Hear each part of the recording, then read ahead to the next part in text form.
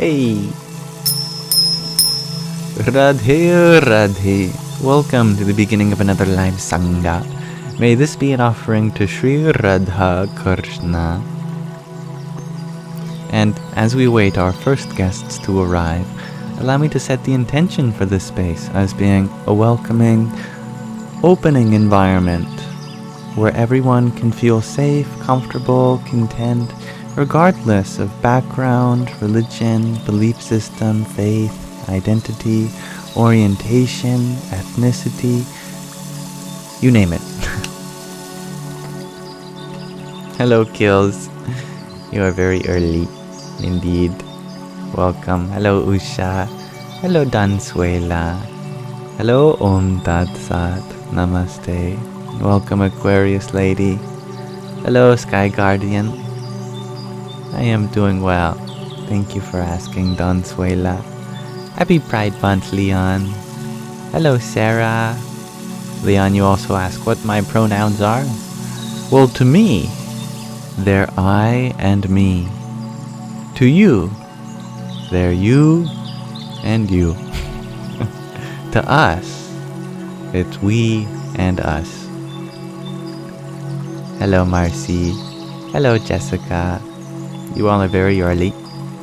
So early that you get to hear me set the intention as a space for us to come together as fellow spiritual seekers or students of life to uplift each other, share positive sentiments, and relate in one another's experiences. And thank you, Usha, for blessing us so early on with a heart me. Hari Om Tat Sat. Sarah, you share that I look extra huggable today? I think you're projecting. I think you're the one who looks extra huggable today. Radhe, Radhe, Magdalene.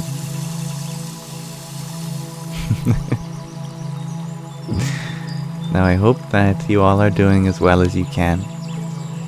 I know that life has its way of making a pickle for us.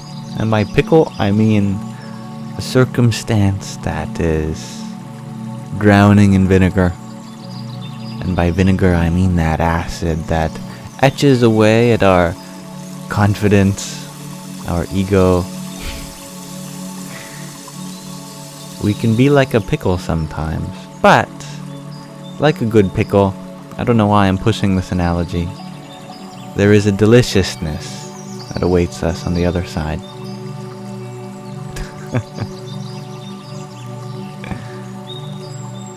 And hello, Tate. You ask, how did I get into TikTok lives and what made me pursue this meaningful journey?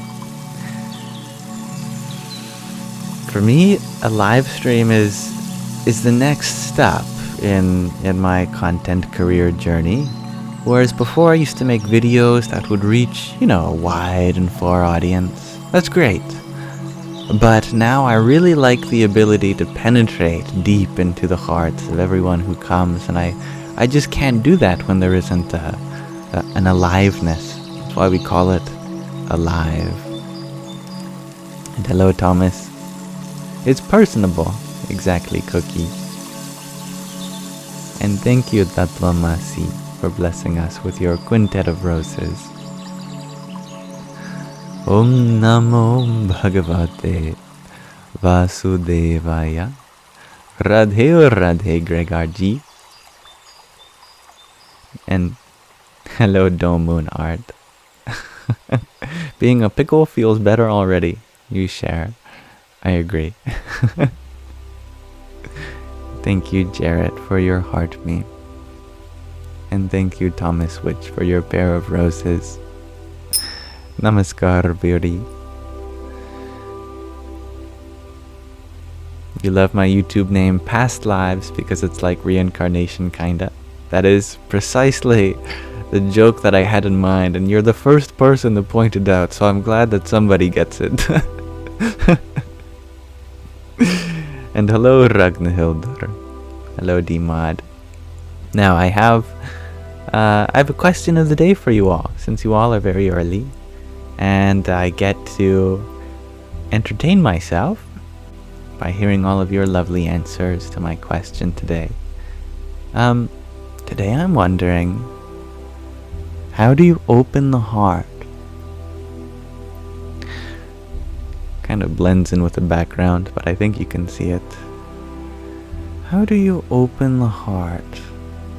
Gregor G, you share every live/day is a fresh start. Indeed. Otherwise we close up when we feel like everything is a continuation of all our past actions that we have to live with the regret of. No. We can start anew in each moment. Good afternoon, Rayanne. Hello, Dalen. Hello, Chloe Evans. And Rami. Hello, Mares. Walnut, you share, get a cardiovascular surgeon. Yes, that is one way to open a heart indeed. But some people, it doesn't matter how many surgeries they go through, still they're cold-hearted. How do we break away that ice and open the metaphysical heart?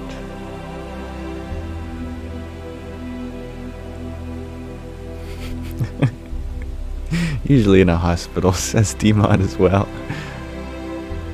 And thank you, Kevin, for your heart me. Radhe. You don't know, says Chloe Evans. That's okay. Mares, you share, acceptance might be a way. I like that answer. Tate, you share, others' hearts or our own? Well, we might not be able to open others' hearts, so that's a good question. Let's say our own heart.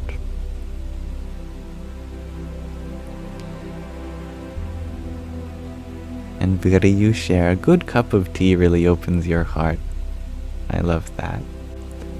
Sky Guardian continuing with the physical heart by using vascular scissors and forceps.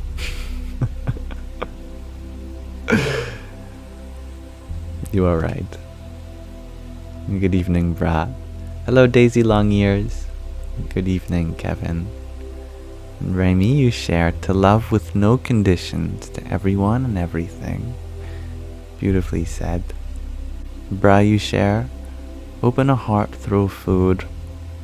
Sometimes we really open up after we get our basic essentials covered for. Can really close up when we're hungry. Talon, you share by being with your nephew and listening when you've upset someone. That's so sweet of you. I love that a lot. Marcy, you share with 3 checkpoints of reflective truth-seeking. Very specific. I hope that you share what these checkpoints are. Do you want to know too, Tatvamasi? Oh, good. Windy, you share smudging, fishing, being outdoors, self-care, and doing what you love, and not thinking about work. I like that a lot. Very practical. Uli, you share by surrendering. Teddy, you share, forgive yourself and others sincerely and be contented. Beautiful. Dansuela, you share, allowing oneself to be vulnerable without fear, which takes patience with oneself. A lot of patience. Yeah. We are not quick to be vulnerable, to open up. It takes a while. That requires a lot of patience.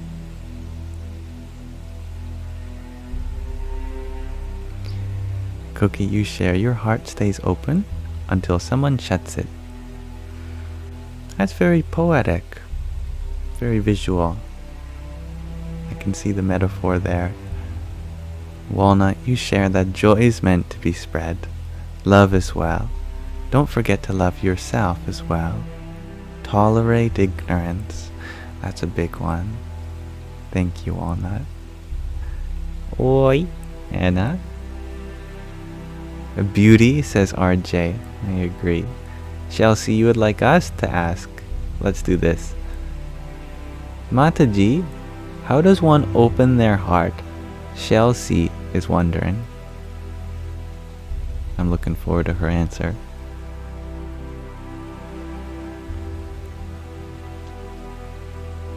Namaste, Yam. Oh, dear Chelsea, opening the heart is like allowing a flower to bloom. Start with compassion towards yourself and others. Reflect on the divine love shared by Krishna and Radha, or the boundless compassion of Avalokiteshvara. Chanting mantras like Om Mani Padme Hum can also help. Dive into the practice of Bhakti Yoga, the path of love and devotion. Remember, a heart full of love is a heart full of divinity. Wow. Very specific and practical. Thank you for asking me to ask her, Chelsea. She got your name wrong, but I guess she has trouble hearing. Ragnhildur, you share by asking for God's guidance. I love that. Bubbles, you share by love that which you can love and go deeper until you love that which is the light behind it all. Amazing answer. Thank you, Bubbles. And Tate, you share self-belief and letting go.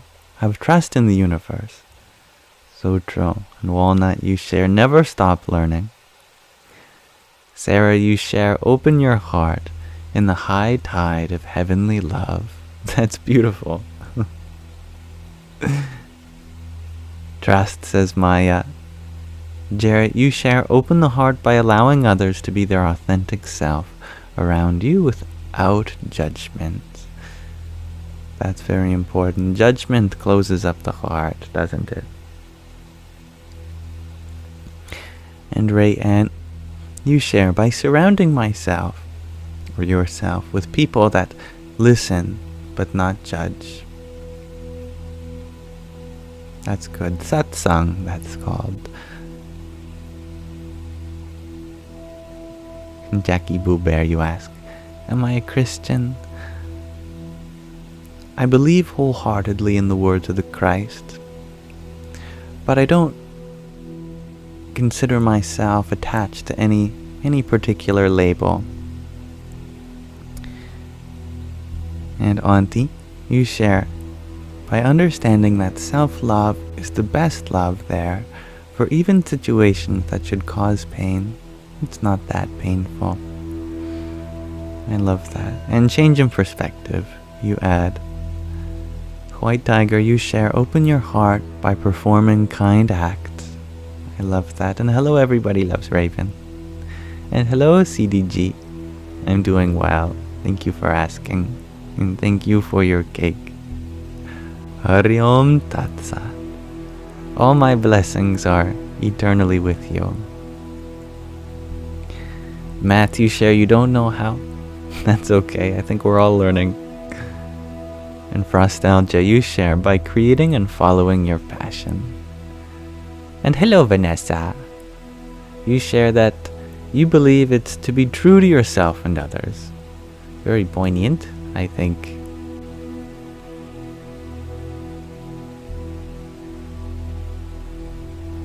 Tate, you share so unto others as you would yourself. Selfless love. Learning to trust, says Aquarius Lady. Gregard, you share, ooh, what about by exercising it? Maybe physically and intellectually is good. I like that. And hello Simon. Simone. Butter, you share you've been thinking for 5 minutes and genuinely can't find an answer. That's okay. You put in the effort, and I'm proud of you for that. Anna, you share that Om Namo Bhagavate Vasudevaya is a cool way to open your heart. I agree, it's a good mantra. And thank you, Cookie, for your beautiful hand hearts. as I read that, I saw that we have had exactly 369 individuals come through this live so far. Radhe, Radhe. Hello, Emily. Yes, welcome back. You've been here the last few days. And hello, Inevitable. I'm glad you like the background, Nikki. And hello, Juani. First time here, finally. Has it been a journey to get to this point? Probably. Leia, you share that your power went out. That can be a great time to light some candles and enjoy a time that is reminiscent of the olden days. I used to like to do math under a candlelight whenever my power went out at night.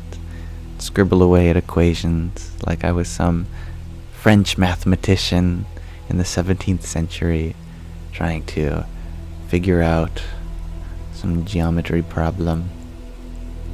Hello, Apple user.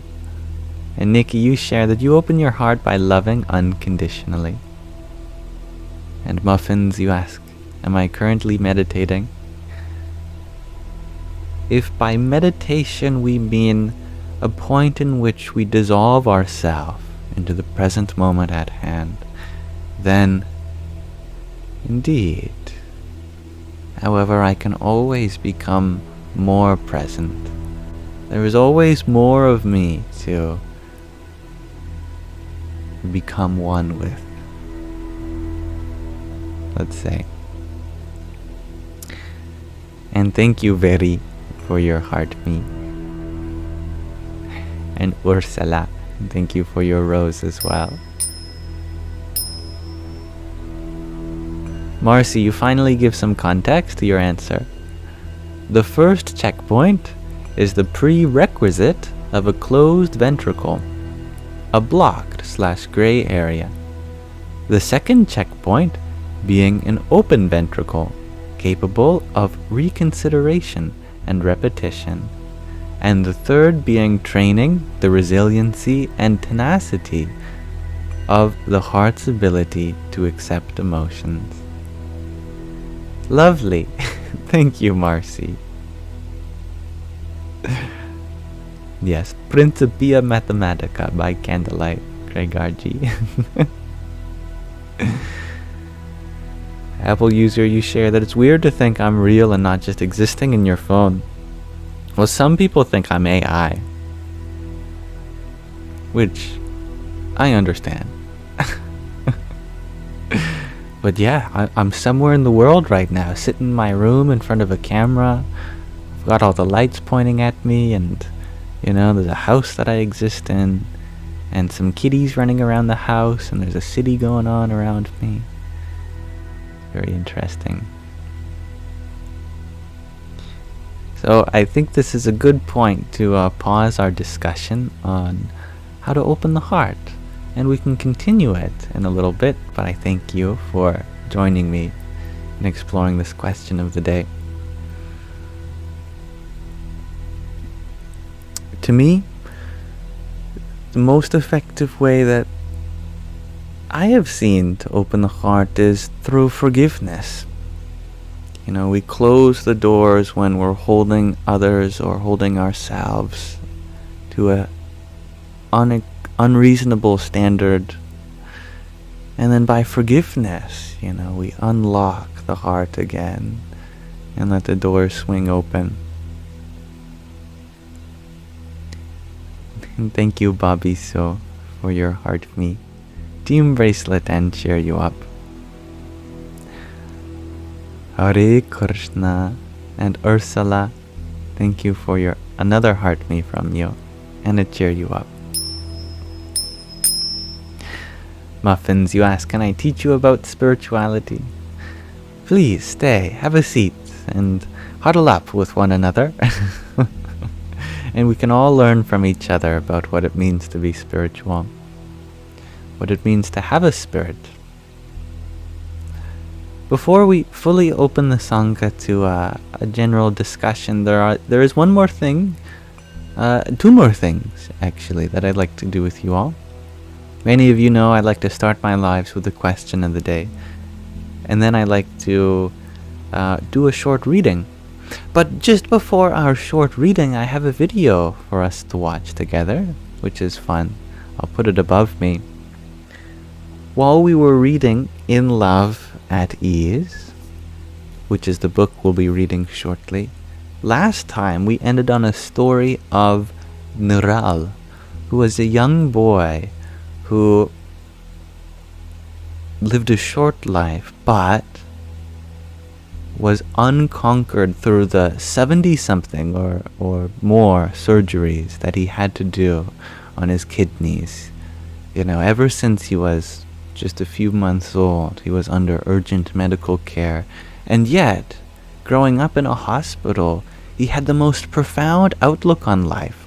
And he was guided by Pramukh Swami Maharaj, the central figure of this book. And so, Sky Guardian found a video that explains his story for 5 minutes. So I thought we'd start with that as well to preface our reading. And I think that'd be fun. It's just 5 minutes. So let me bring that up. Even less. About 3.5 minutes.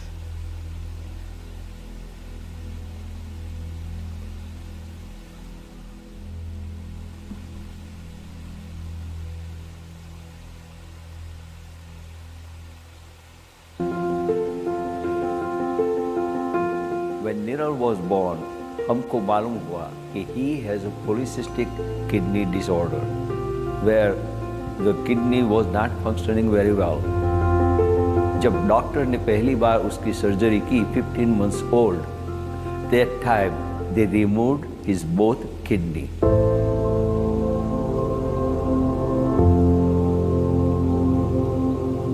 During his 35 years life, he had a 4 kidney transplant, which insert new one, and 4-time kidney removals. He had a totally 74 surgery during his 35 years life. When his 4th and final kidney transplant started to fail, we knew that he wasn't going to be a candidate for another transplant, simply because he'd had so many surgeries on his abdomen, there was no place to put another kidney in there. Doctor closed the case and said they cannot do the stitches on his body. He had so much pain, but he never said, I have pain. So sometimes mom cried. So that time he said, well, where is your faith? Be a strong, never cry in front of me. He always have faith. Faith is very important for him. તો એવું નથી થતું કે આ સરસ મજાનો family છે બધાને છોડીને જવાનું તો દુઃખ ના થાય? અમુક સમયનું દુઃખ સુખ જે આવે ને એ આનંદ કરીને જ આવે. બાપામાં આટલો વિશ્વાસ રાખે તો આ 72 સર્જરી તને જ કેમ આપી? મારામાં કંઈ ખામી હશે. આ કાન રાખી દીધું છે ભજન માટે. હાથ સારા રાખ્યા છો મારા ફેરવવા આવે તો પછી બીજું શું જોઈએ? And always he believed that Maharaj and Swami મારી સાથે છે. મહારાજ અને મારી સ્વામી રક્ષા કરે છે. નીરો તને એવું થાય બેટા કે તને હજુ એક જન્મ બીજો આવશે અને પછી અક્ષરધામમાં જશે એવું કંઈ થાય ખરું? પહેલા થતું હતું. હા 97માં કાશીમાં આખો મીટર દીધો. બાપાએ તને અત્યારે મીટાડી દીધો? ફૂલ આખા ત્યાંથી નીકળ્યું. All the time he has so much problem, physical and also emotional, but he never get a depression, he never get any upset. He always thinking that this is the Maharaj wishes. તો ભગવાને તારી પર ઉપકાર કર્યો કે ભગવાને તને દુખી કર્યો? ઉપકાર કેમ? ઉપકાર કર્યો. કેમ દુખી કરો છો? And he is always thinking Pramukh Sahib Maharaj is going to take me to the Akshardham. That his faith never changed. until the last moment. He said, I am going into Akshardham. This is my last janma. તો તને sure છે કે તું અક્ષરધામ જ જવાનો કે આ વખતે શું અનંત જન્મથી પાપો કર્યા છે આ બધું મેં પતી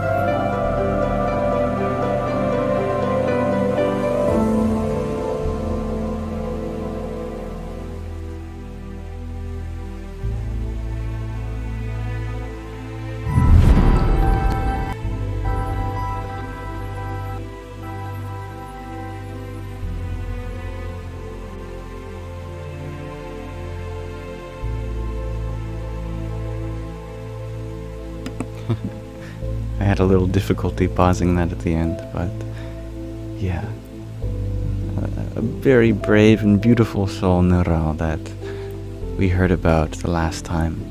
We were reading from In Love at Ease, and we'll be continuing this story now. So thank you for watching, and you all bring it up. So that figure that was guiding him through his 74 surgeries was Pramukh Swami Maharaj, whom he had a lot of faith in. And here we will continue from chapter 2, In Love. Here we are starting the third part of this chapter. Hello, feline. The third part of this chapter is called Loving God and Guru. Parabhakti. Bhakti is loving devotion. Parabhakti is the highest kind of loving devotion, which I guess is implied here to mean the kind that is directed towards God and Guru, towards that source energy and our spiritual teachers in life. In love, there is a simple way to test one's intentions. Imagine walking down a city block with your beloved. It starts to rain, and you realize that there is only one umbrella between the two of you. That first moment is the true test of one's intentions and attention. Who thinks of opening the umbrella? Towards whom is it first directed? Is there hesitation? Most importantly, what is the motivation for the choices that end up being made? This fairly simple test of intentions can reveal a lot about one's focus on their beloved. Swami Shri never failed the umbrella test. Pradeep Patel, a full-time volunteer who traveled with Swami Shri for more than 3 decades, notes how Swami Shri always moved the umbrella towards Hare Krishna Maharaj when it rained or there was excess sun. Hare Krishna Maharaj is the name for his murti that he carried with him everywhere. Just a little statue of his Ishta Devata, his personal form of the divine.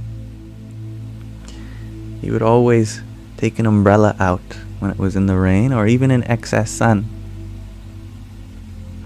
His mind and heart were fixed on his beloved. The purest form of bhakti is love for and faith in God. God is at the center of Pramukh Swami Maharaj's world. The Guru is the voice of God on earth. Swami Shri believed that Bhagwan Swaminarayan is the manifestation of God, of the divine. His gurus, Shastriji Maharaj and Yogiji Maharaj, were the voices of the divine. Swami Shri experiences God and Guru in the people around him, in the world, within his Atman, his self, and through the most tangible expressions of the divine for Hindus in murtis, those sacred images, mandirs, temples, houses of worship, and gurus, spiritual teachers. Though love is everywhere and in everyone, his unambiguous expression of love for the divine through bhajan, devotional singing, pratana, prayer, puja, worship and ritual, seva, selfless service, nishta, faith, smruti, remembrance, and samarpan, which is submission and acceptance of God's will, set a gold standard of bhakti for millions, irrespective of tradition. Swaminarayan Hindus, which is the kind whom Pramukh Swami Maharaj is, other Hindus, Jains, Sikhs, Christians, Muslims, Jews, and even non-believers found direction through Swami Shri's bhakti. Swami Shri did not believe in converting people to follow a particular faith, but rather in transforming lives to manifest spirituality guided by faith in the divine and an exemplary spiritual master. For Pramukh Swami Maharaj, his love for creation and the self culminated in his devotion to Bhagwan Swaminarayan and his gurus. This was his parabhakti, or single-minded, absolute devotion. It was this dedication to and alignment with God and Guru that shaped the foundation of their spirituality and thus his life.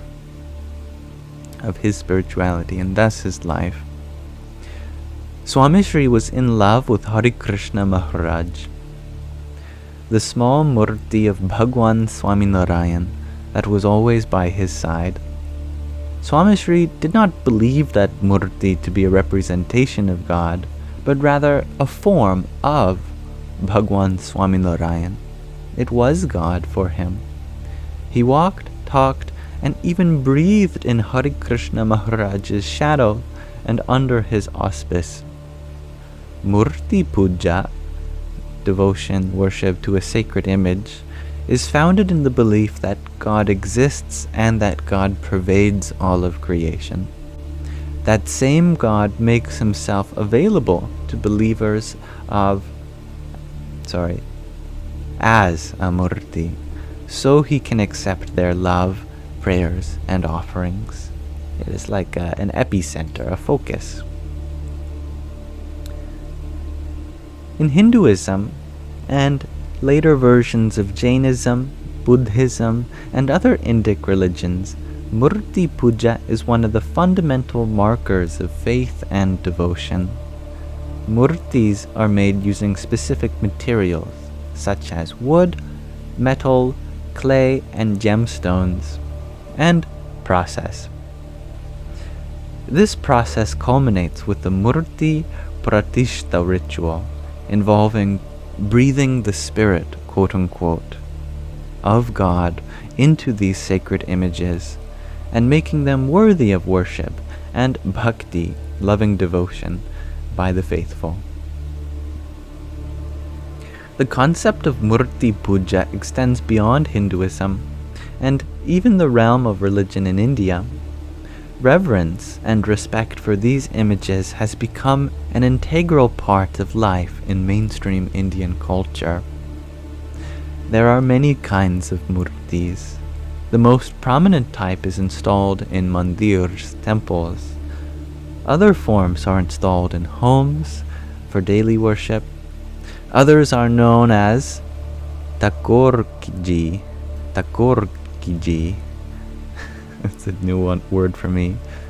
Takorkji or Lalji in the Vaishnava and Swaminarayan traditions, and are mobile murtis which can be carried around by sadhus and bhaktas, monks and devotees, on their spiritual travels and home visits.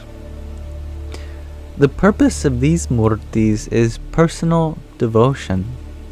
By traveling alongside God, one learns to put Him before oneself and serve the divine throughout the day. An important aspect of this service is the humane affection and seva, selfless service, offered to the divine. These murtis are served with the intent of pleasing God in human form. They are woken up every morning, bathed, adorned, offered food, rested during the afternoon, and then again cared for until night falls, when it is time to put them to rest. This personal, human aspect of seva is the foundation of Murti Puja. Hare Krishna Maharaj's Murti is part of this tradition. Pramukh Swami Maharaj received this Murti from his lineage of gurus, leading back to the second successor of Bhagwan Swaminarayan, Gunatitanand Swami. Swami Shri served Hare Krishna Maharaj with his mind, body, and soul. Hare Krishna Maharaj was the primary object of his parabhakti. In love, small acts can be of greater import than grand gestures. Swami Shri's parabhakti was most impressive when reflected in his everyday thoughtful interactions with Hare Krishna Maharaj. Vinod Bhai was thrilled to have Swami Shri visit his modest home. He welcomed Swami Shri with a smile and a joyful spring almost waltz-like in his step. Vinod Bhai knew Swami Shri would not accept a flower garland without first having offered one to his beloved. He brought a beautiful garland to offer to Hare Krishna Maharaj. Swami Shri noticed that the garland was dripping with water from fresh flowers. He gently took out the garland from his bhakta's, his devotee's hands, while asking him about his family and financial welfare. I hear my cat meowing. I'm just going to finish this paragraph. Vinod Bhai did not notice Swami Shri drying the garland on his own upper garment until Swami Shri handed the garland back to Vinod Bhai and gestured towards Hare Krishna Maharaj. It was now ready to be offered to the divine. Swami Shri did not want to wet his beloved's clothes and ornaments. Examples such as this are plentiful, but we'll continue reading from this chapter at a later time. For now, I thank you all for listening, and I'm going to let the divine in my room in the form of my cat, Shadow. So I'll be right back.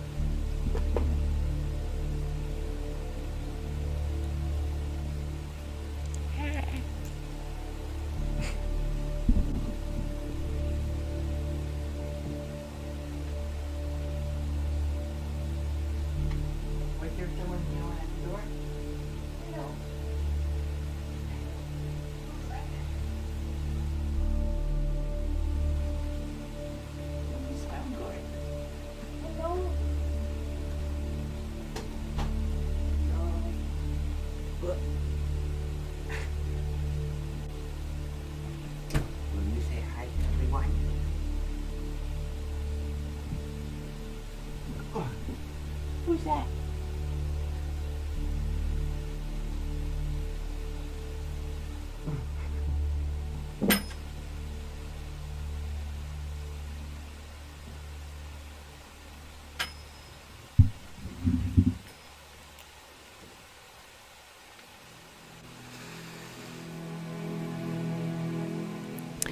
Shadow, the lovely people of the internet say hi to you. Very beautiful cat. You'll probably want outside in a moment, so I don't think my presence can be guaranteed.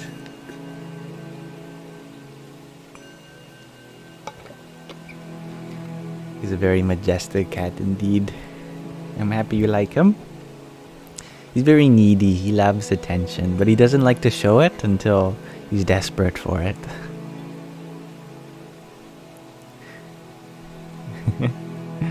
Hello, Pleasant Moon. make sure he says bye to us. I can't promise. What are you doing? I think he's gonna jump inside my laundry bin. Oh, yep. You're never gonna get out, my friend. You're gonna be trapped in there. Okay, good. I reasoned with him. And thank you, my dear ones who sent a gift whilst I read. I hope you allow me to acknowledge your patience and waiting for me to acknowledge your generosity. Thank you, Vanessa, for your trio of roses. And thank you, Simone, for your pair of roses. Radhe, Radhe. And that's right, Daniel. This is a microphone with a sock. Thank you, Gentry, for your rosa. Hari Om Tat Sat. Hey, tonight. Thank you for your finger heart. Jai Sita Ram. And hey, tonight. Thank you for another finger heart, I see. Oh, Fey Witch. Thank you for your heart, Mia and Rose you sent while we read. Hare Krishna. And Feline. Speaking of Feline, my goodness. Right on cue, he wants out. Thank you for your quartet of roses. Now I have to let my cat out. One moment.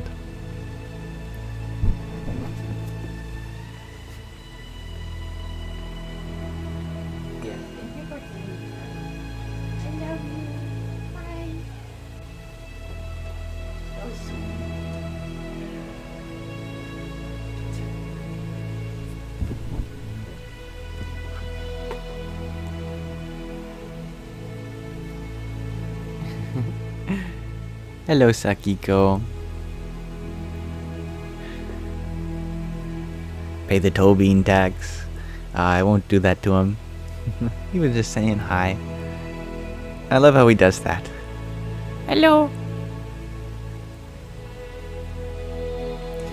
I think I'm dehydrated, so I'm gonna gulp down a little more water.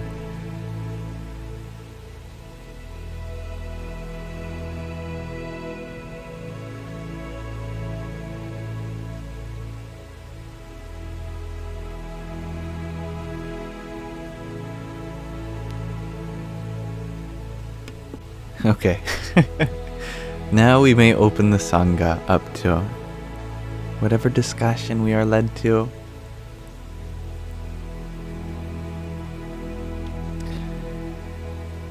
And thank you, Hey Tonight, for the gimme the vote and the friendship necklace. Radhe, Radhe. Dansuela, you share that your old cat Shilo loved rides in the laundry basket to the laundry room. She was so funny. Aww. That's sweet, and I'm happy you shared such a wonderful memory with us. And Sleepy Panda Baby, you ask, do I plan on staying single like a monk, or do I yearn for a partner? Well, you phrased this as a disjunction, but it could very well be a conjunction. It's not like monks are just done with partners and they have no aspiration to have one. I think that human urge will always be there. And for me, I very much feel that too. I can feel myself at times having that desire, and I consider that totally natural. I don't feel like repressing it or anything like that. At the same time, I also see so much value in a monastic lifestyle. To me, I see it like so much potential in directing my energies towards everyone rather than just one person in particular. So I do feel drawn towards that path and taking on the vow of brahmacharya.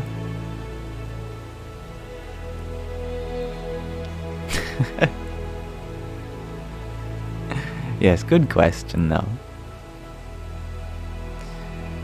Pleasant Moon, you had asked, do my thoughts come from my subconscious conscience? Subconscious conscience. Wow. Say that 5 times fast. Your mind or vibration?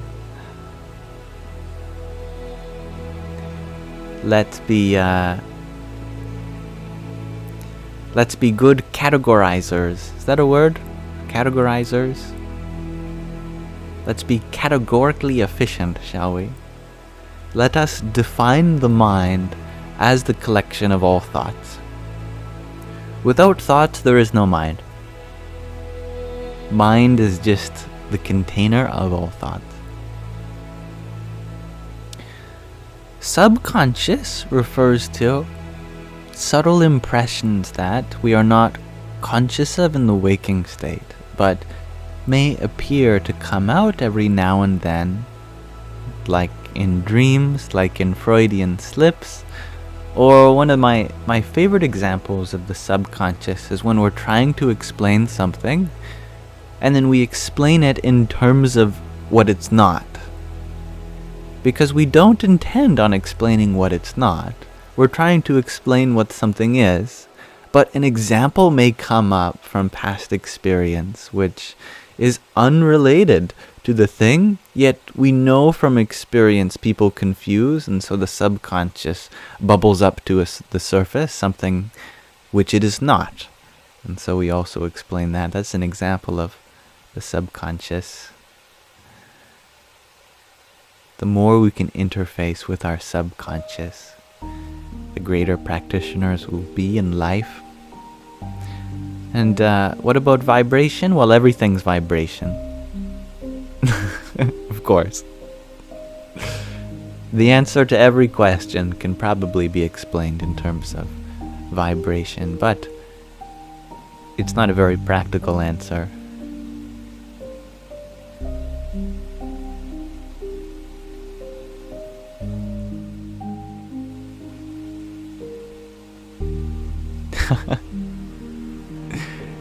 Thank you, Claire, for your heart me and team bracelet. Radhe, Radhe. You're very welcome, Pleasant Moon. Lola, you ask, have I ever seen a ghost?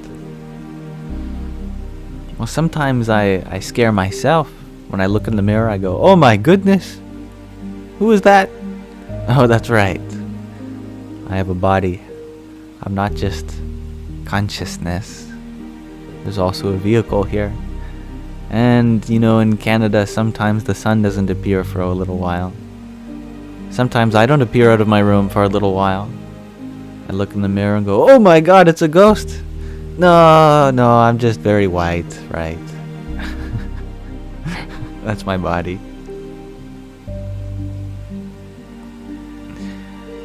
Thank you, Vesna.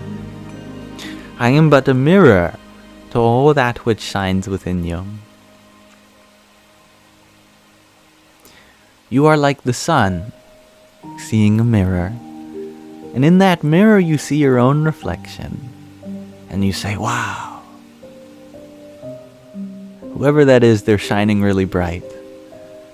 Well, that's you. That's your brightness.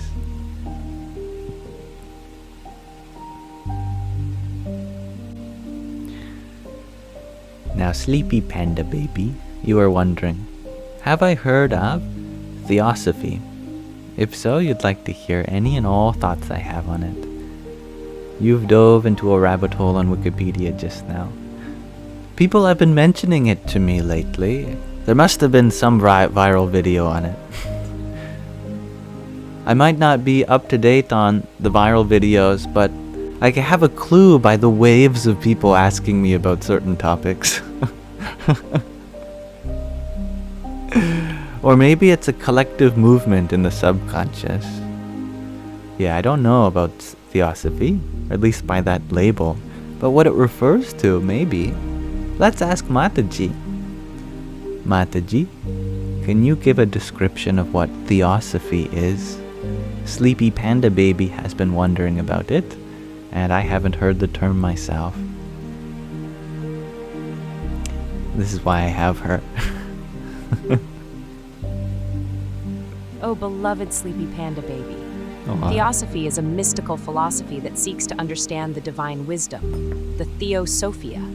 It merges insights from various spiritual traditions to explore the unseen truths of life in the universe. Think of it as a cosmic buffet where Eastern philosophies like Hinduism and Buddhism mingle with Western esoteric teachings. It's like trying to decipher the universe's love letters. Like trying to decipher the universe's love. There were so many wonderful examples you made in that. Thank you, Mataji, and thank you for bringing up this topic. From Mataji's description, it sounds very lovely, and I don't know if I have experience with this myself, but I do believe there is opportunity there, potential to bridge the East and West, especially in our mystical heritages from around the world. Definitely. And Vesna, you recommend some resources: Rudolf Steiner's teachings and Blabaka and Gurdjieff. Those are mystics from Europe, but based on Hinduism. Interesting. Thank you for planting the seeds for everyone, Vesna. Is that Pluto? Hello, Pluto. Now, speaking of things I'm unfamiliar with, what are my thoughts on the Step Up app? I don't think I've heard of this either. I'm really out of the loop, aren't I? My goodness, you guys are going to have to help me out.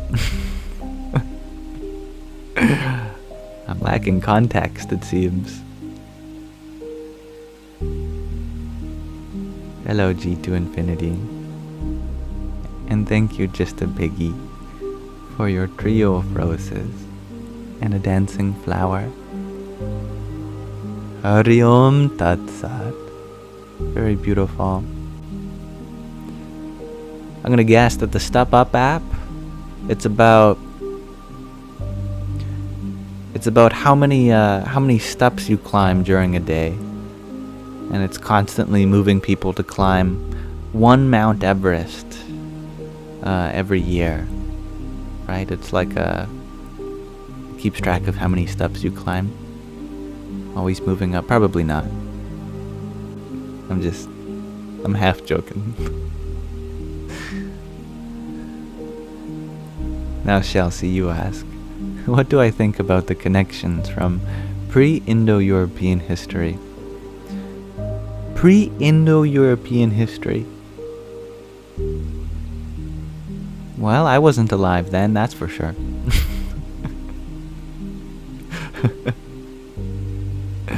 I mean, if it's prehistory, then, we can only make hypotheses, guesses, but I believe that before we started writing stuff down, we had a rich oral tradition, cross cultures around the world. Even to this day, there are many oral traditions, especially among indigenous cultures, like the First Nations here. I was looking at some of the signs for the First Nations, businesses and street signs, whatever, just words. And I realized that they're using a modified English language, modified Latin script, basically, like many languages do.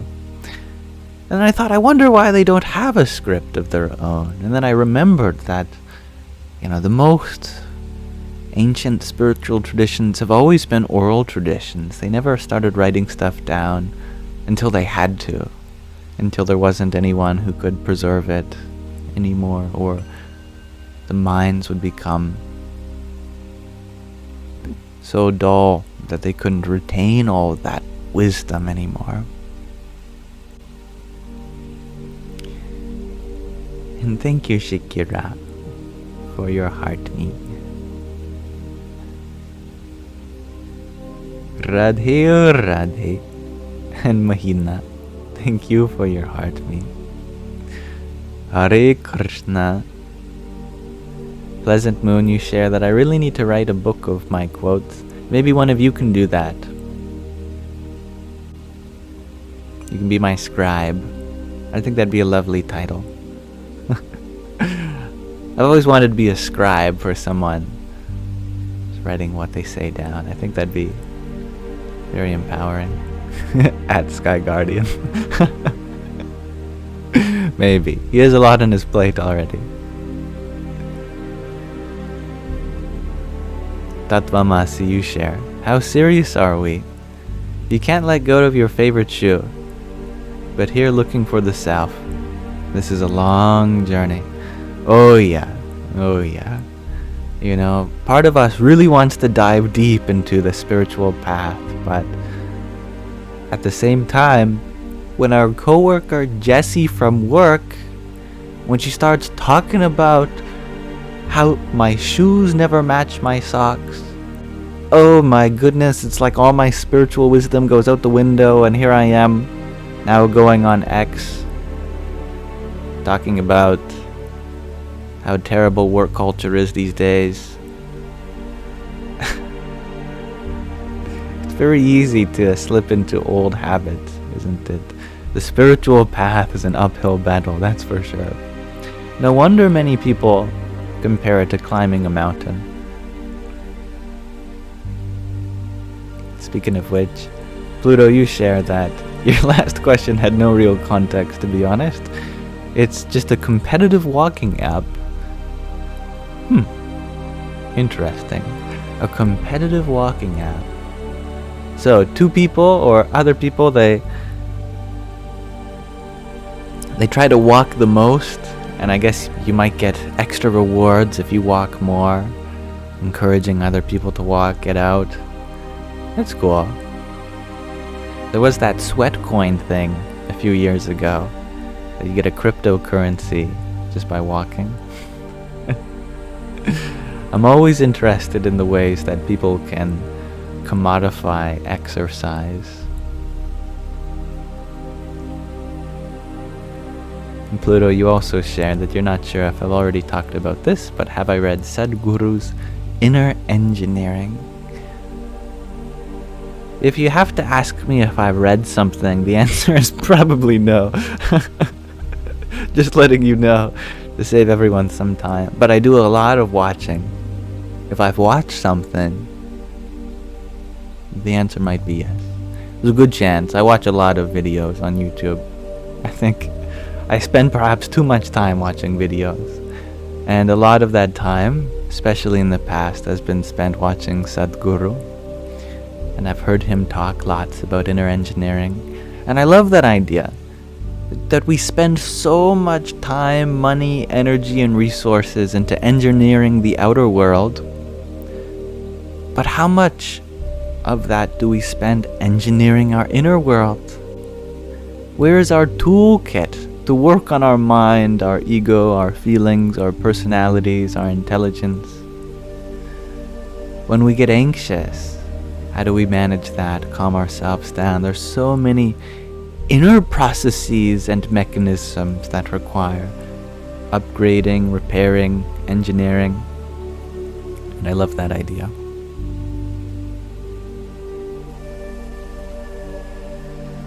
And thank you, Aquarius lady, for your tiny.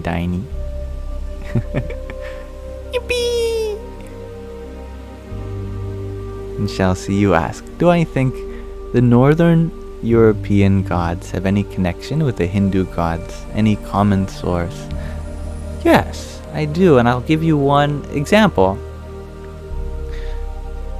We've heard of Zeus, or maybe in proper pronunciation, Zeus.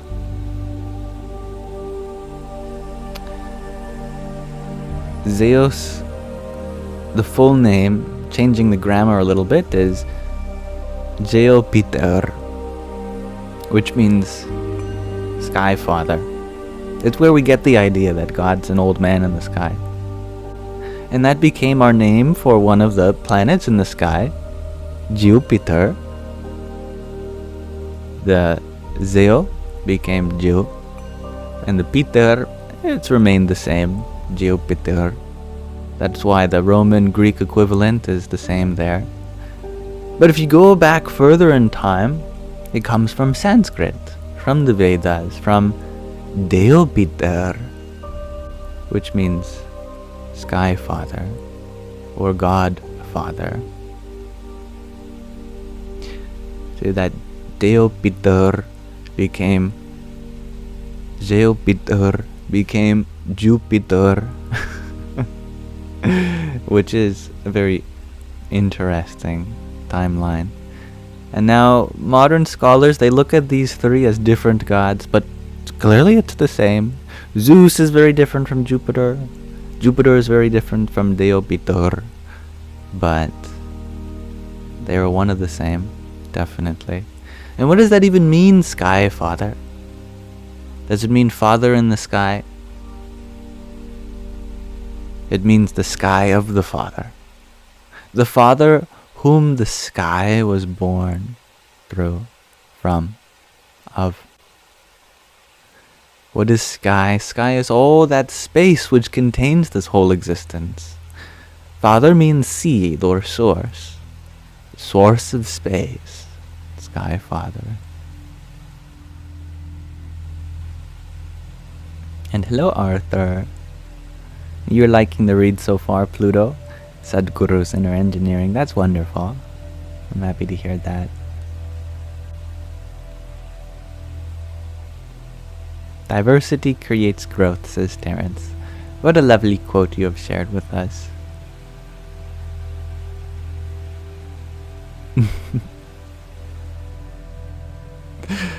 That's so funny. Sky Guardian is known for making comments on Sadhguru. Tatwamasi comes in asking Sky, no comments on Sadhguru? Sky Guardian says, I'm working myself. Inner engineering. To not speak.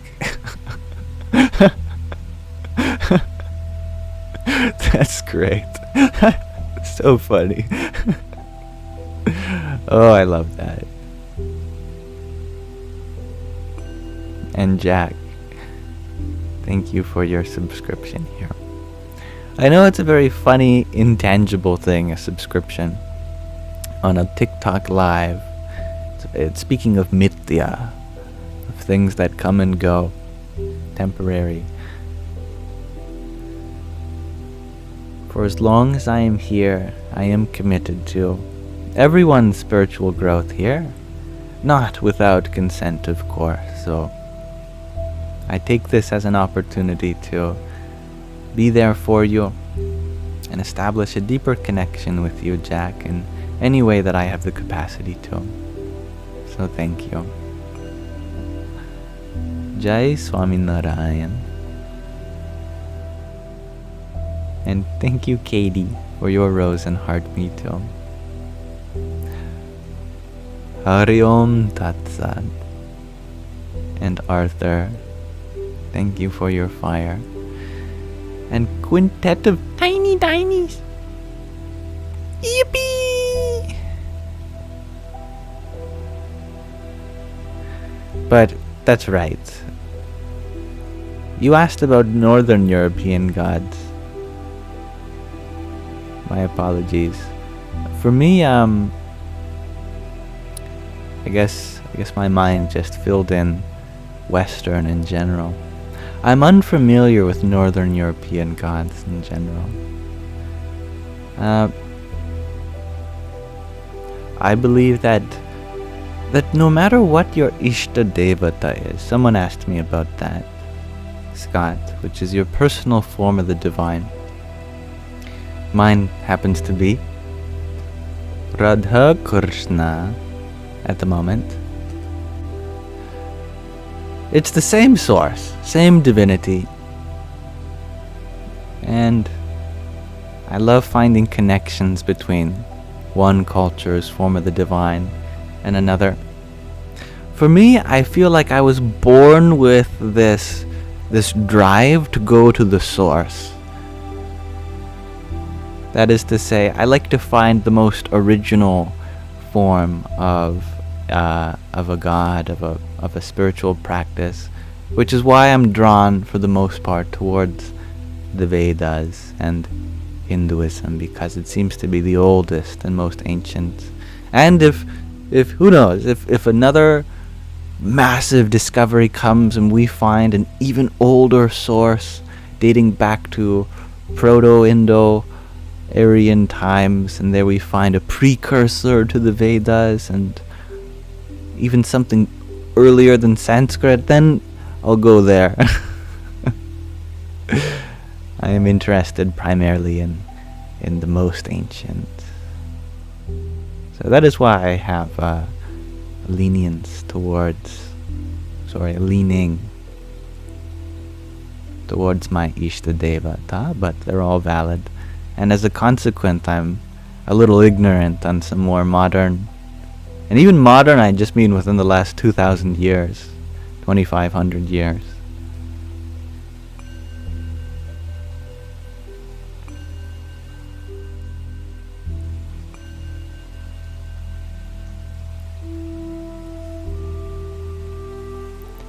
Heidi, happy?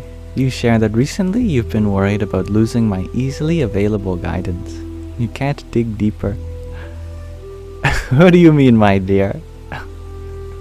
You mean if the aliens come and they suck me up into space and I'm gone? Or if TikTok gets shut down? Or if... What do you mean in particular? You're always welcome to message me on other platforms, by the way. I'm always there for you.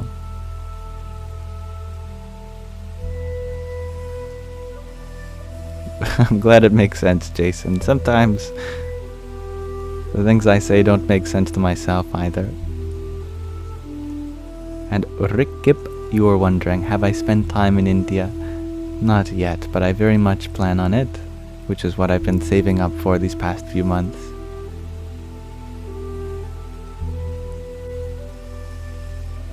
Thank you, Isabella, for your rose and finger heart. And Pidge, thank you for your ginger man. Heart me. And give me the vote. Jai Hanumanji. Parabrahman. You were wondering, have I ever had a samadhi or mystical experience? No. Interestingly enough.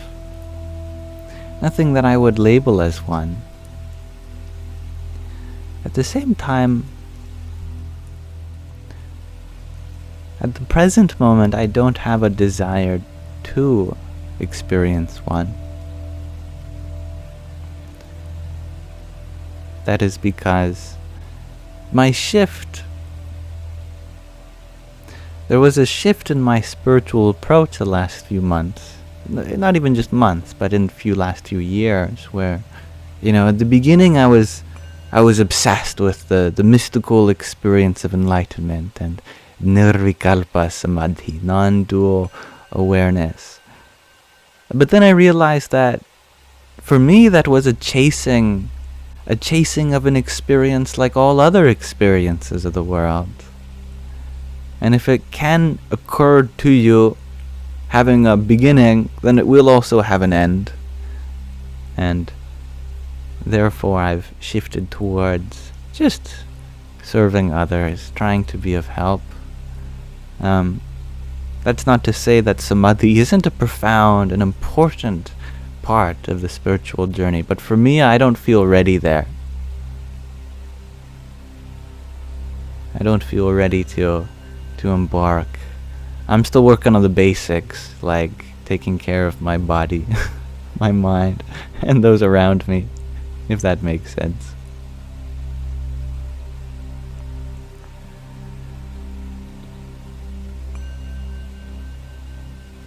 Heidi, you share, it's just that I've been immensely valuable. It's like the belief that the good boot will fall off. That's very interesting. I think I know what you mean a little bit, and I thank you for seeing the value in what I have to share. I can't promise to stick around forever. Who knows? I might fall off. However, at the same time, I hope to empower you and give you all the same tools and techniques that I use to come into everything that I talk about. Because I don't believe in being a reputable source for anything that you have to go to me. I hope to leave you all with an inheritance, a spiritual inheritance, where everything I have is yours, including what it took to come into contact with everything that I share, if it is valuable to you, of course.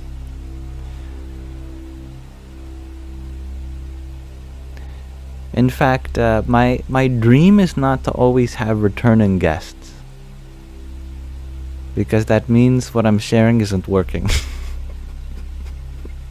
If you have to keep coming back to me, I will always accept you, of course, and I will gladly be of help whenever I can. But in a similar way to how if I never leave my parents' house, then they feel like they have failed as a parent, because they want to teach me how to be independent as well, and I believe spiritual independence is important.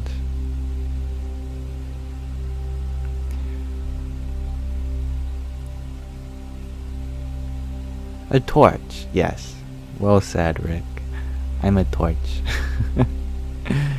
If there is any fire in me, I hope to ignite it in you also.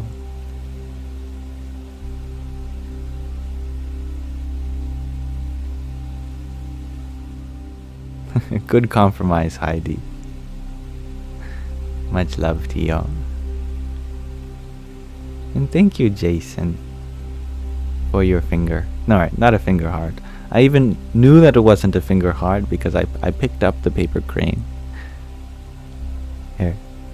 Flap, flap, flap, flap, flap. One of you lovely lot taught me how to make one. So now I could have one for the Sangha. Which is fun. Thank you for your paper crane, Jason. And your bubble tea. Hari Om Tat Sat. Colton, you share that you second Faithful Being's question. Well, now I gotta go up and see it. You ask, what's the best way to cultivate discipline or motivation, in my opinion?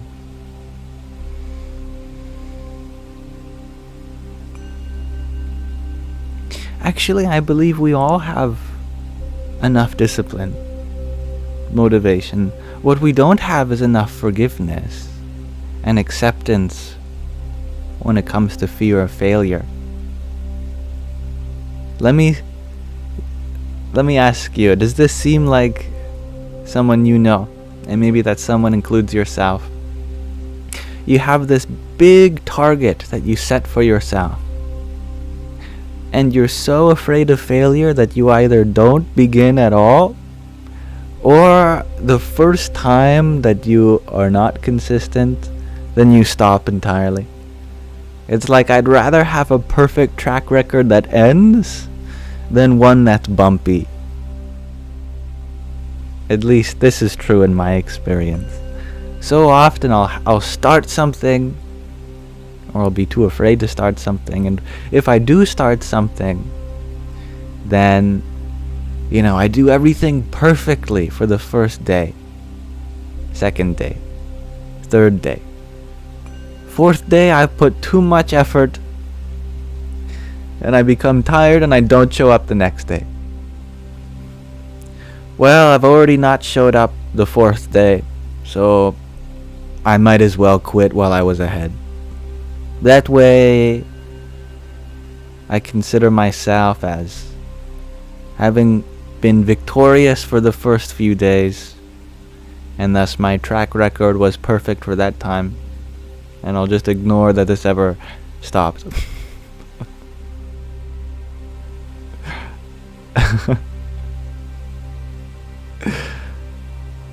So the problem isn't discipline. You had the discipline to start. The problem is when we make that first mistake, we become so afraid of losing it all that we walk away. And so what there needs to be, instead of more discipline, more motivation, is acceptance. Is self-love, is forgiveness. If you can forgive yourself for making that mistake, love yourself enough to try again, and accept the fact that this journey is going to be bumpy, then that is what you need to start again the next day.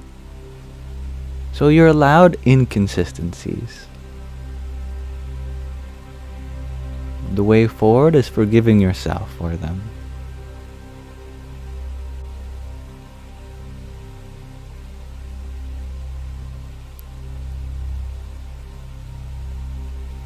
And thank you, Marcy, for your rose. I see, Sky Garden, you ask for us to read the Vachanamrut. We will do so in a moment. I will also extend my gratitude to Eric first, who sent a rose, another 49 roses, 48, same, and another 7 roses, thank you, and a trio of tiny tinies. Yippee! Yeah. Is trusting the process as shares G to infinity. Is life is not linear. Creativity needs time to percolate. I love that word, percolate. Thank you, Eric, for your trio of finger hearts as well. Jai Shri Krishna. And thank you, Brihaf, for your heart me. And thank you, Raya, for your beautiful rose. Hari Om Tat Sat. Hello, Madeline. Good night, Chloe. And thank you, Vesna, for your trio of rosas. Jai Hanumanji. And Madeline, thank you for your quintet of roses. Om Namo Bhagavate Vasudevaya.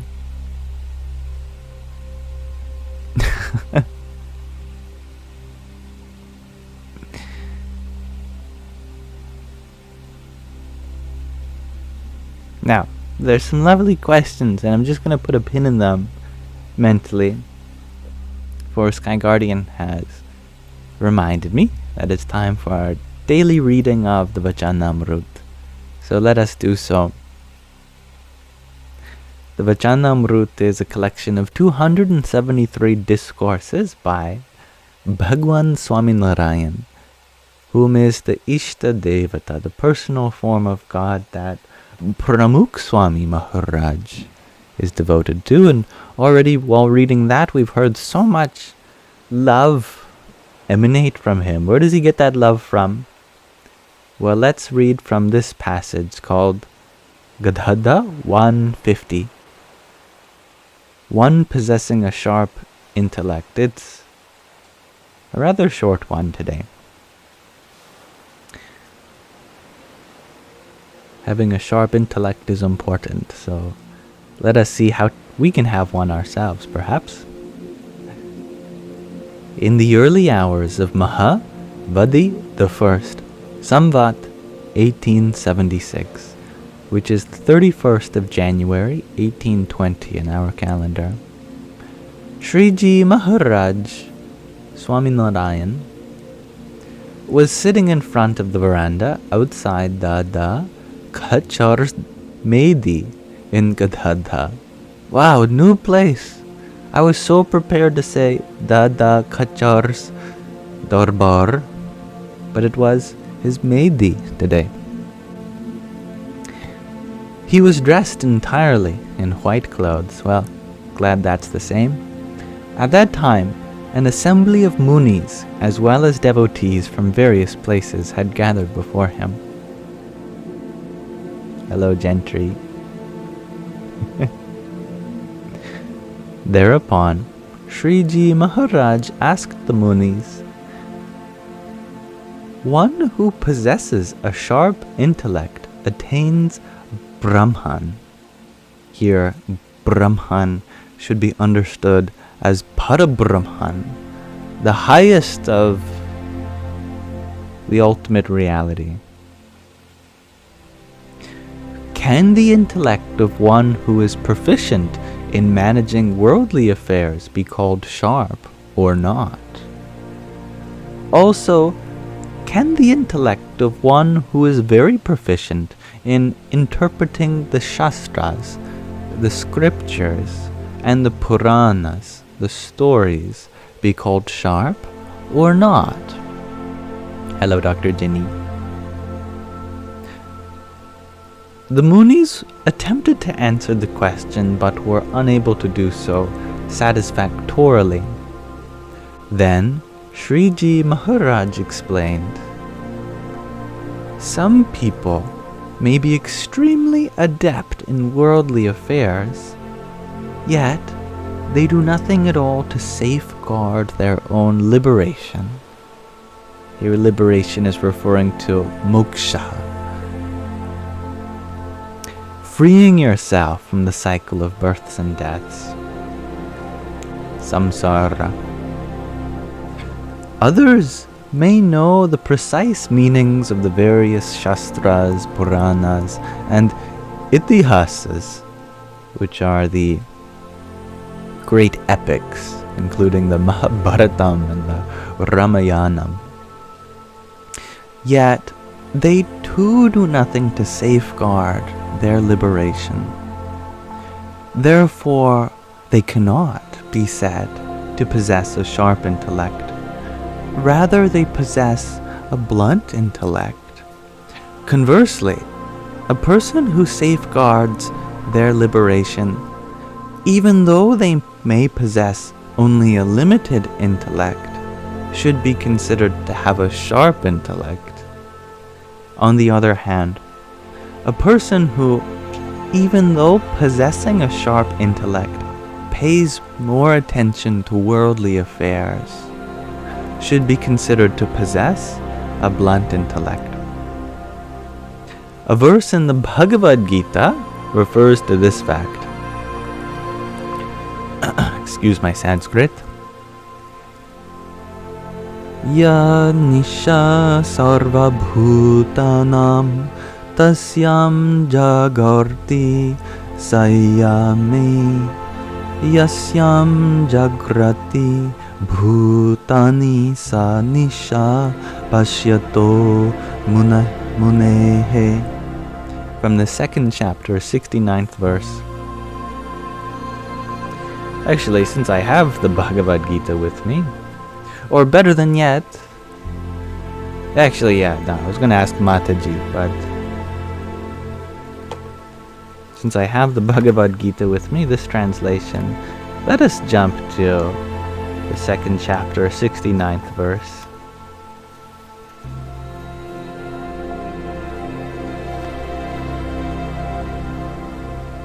The self-controlled person keeps awake during the time which is night to all beings.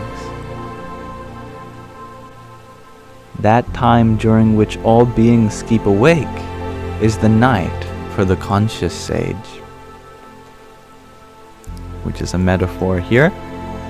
This verse explains that in the context of worshipping that source divinity, here referred to as God, all worldly people behave as if their mind is shrouded in darkness, like the night.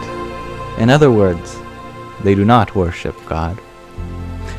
Devotees of divinity, however, are awake in worshipping that source. In other words, they are constantly engaged in worship.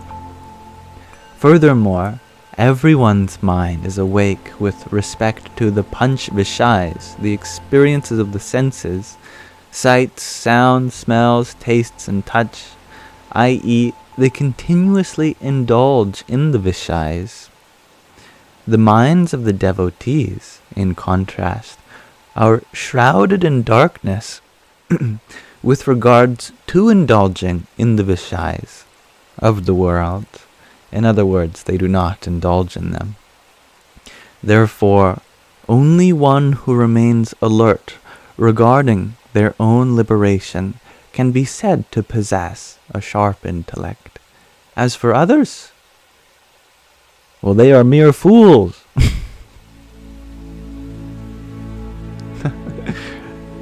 Funny. Alright, that's the end of Gadadha 150. You can always leave it to the Vaishnavas for calling everyone else fools. I take it as a term of endearment a little bit. Like silly goofballs. They're just silly goofballs.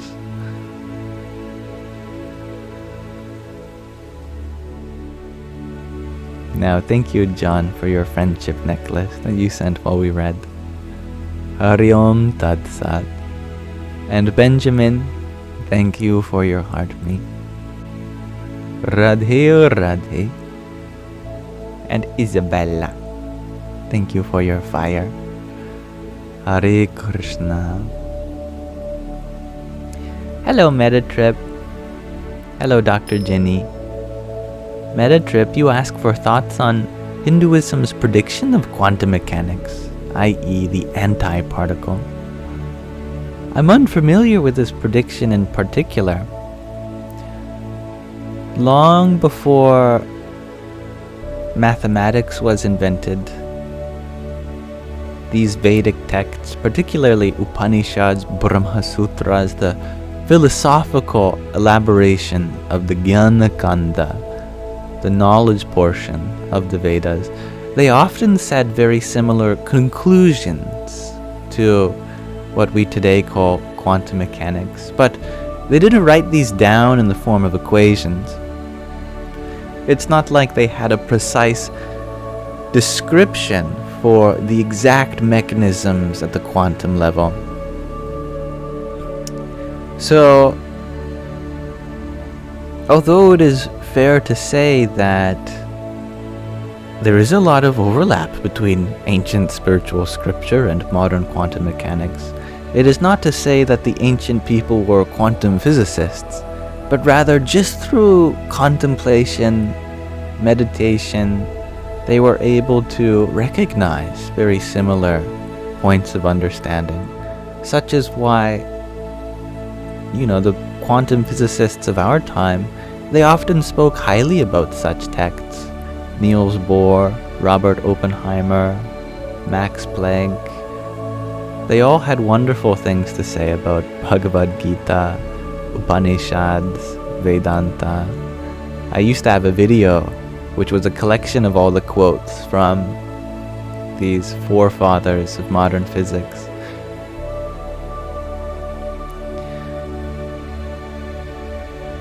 However, it is wonderful to realize how much wisdom the ancient peoples had. I would be cautious to go History Channel. You know the History Channel?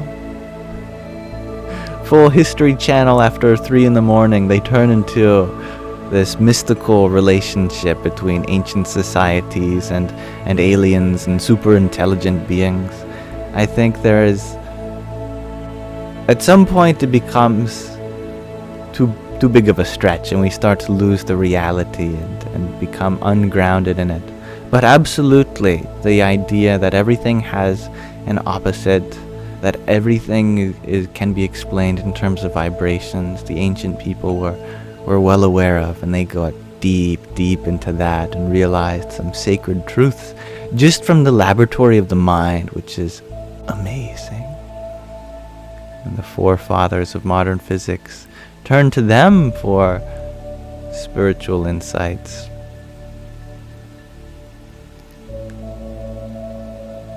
And thank you, Austin, for your pair of roses.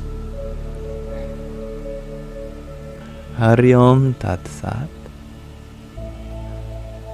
Graham, you ask, is it Radhi or Rahdi? Good question. Your second spelling is closest. Sorry, actually your first spelling is closest. Radhi. The D is aspirated.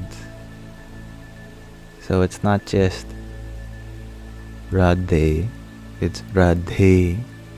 Us English speakers, it takes some practice to differentiate between aspirated and unaspirated consonants, since in English we actually interchange them. Sometimes we aspirate our consonants, sometimes we don't, and it's never reflected on our spelling. But in Sanskrit we do distinguish between the and the. Also, the vowel at the end is A, which is transliterated as a letter E. Radhe. Radhe. In case you wanted to Google it, I would provide the best results for you.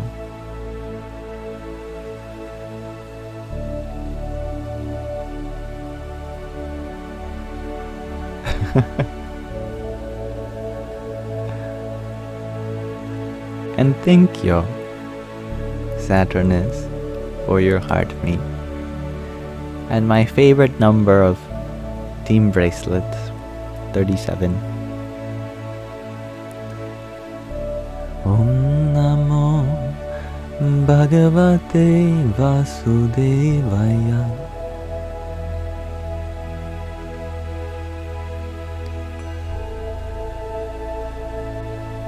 Good evening. Sky Guardian, you're wondering, did I watch Swami Taratmanandaji's Upadesha Sahasri? You feel like you heard a little bit from one of those classes. Maybe. I forget exactly what Upadesha Sahasri stands for, but I have been watching Swami Taratmanandaji's videos. Hello, Sarah. Peeping back in. Mwah. And thank you, Feline, for your pair of roses. Radhe, Radhe. That's okay, Greg RG.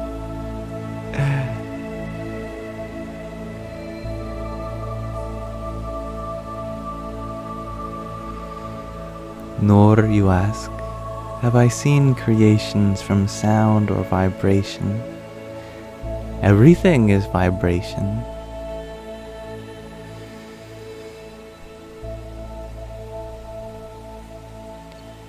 In Hinduism, the word is Om.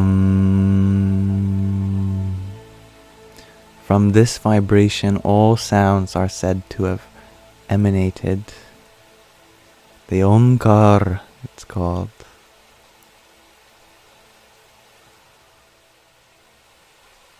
The word.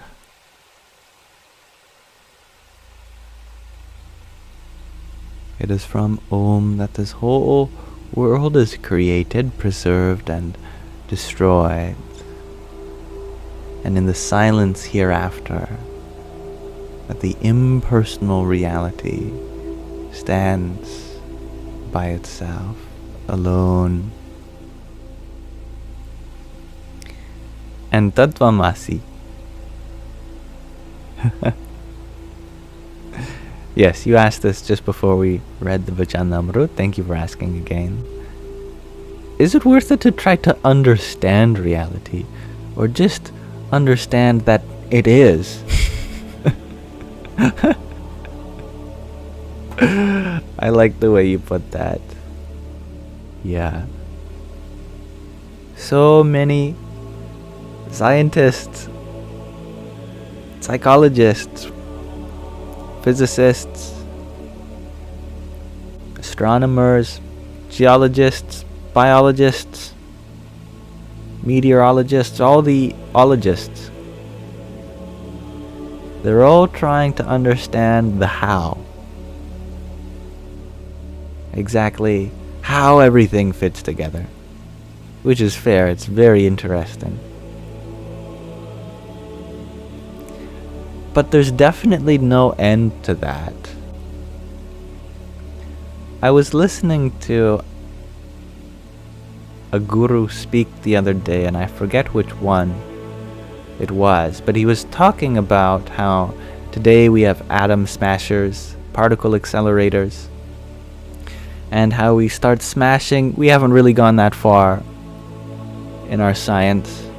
Thousands of years ago, we were smashing rocks together. Now we are just smashing atoms together and seeing what's inside. I can relate. When I grew up, I'd break every rock open in my backyard with a sledgehammer, trying to find a geode, trying to find that beauty within. See, the problem is, and this is not a problem in the perspective of particle physicists' heads. They actually see it as a good thing, because it helps them. The problem is that the more energy you put into smashing particles, the more particles are created from the collision. And that's good for figuring out all the kinds of particles that can exist. At the same time, the more we increase our energy into opening up the universe, the more the universe is just going to fill in the blanks and keep creating new stuff. And so this guru was saying that the universe is always going to have another particle for you to discover, another species that you haven't created a taxonomy for, another planet, another star, another galaxy. There's always going to be something more. So, that's the Maya, Tattvamasi says. But the reality, the ultimate reality beyond all the stuff, that's another question, indeed. And the Maya, there's lots and lots of little parts, so much of it to understand. But the ultimate reality, the Nirguna Brahman, Nirguna means there's nothing to understand. Not really. Nirguna means without qualities. So if your goal is to try to enumerate the qualities of the ultimate reality, then the list is very short. In fact, you finish reading it before you start reading it, because there's nothing to read. All you can say about it is that it is. Exactly. And yet we have such a hard time. Our mind wants there to be a more complicated answer. We'd like some prophecy. We'd like some very specific sentence that sounds something like, okay, here's how reality is. Long ago, there were these three great beings. Let's call them Jim, John, and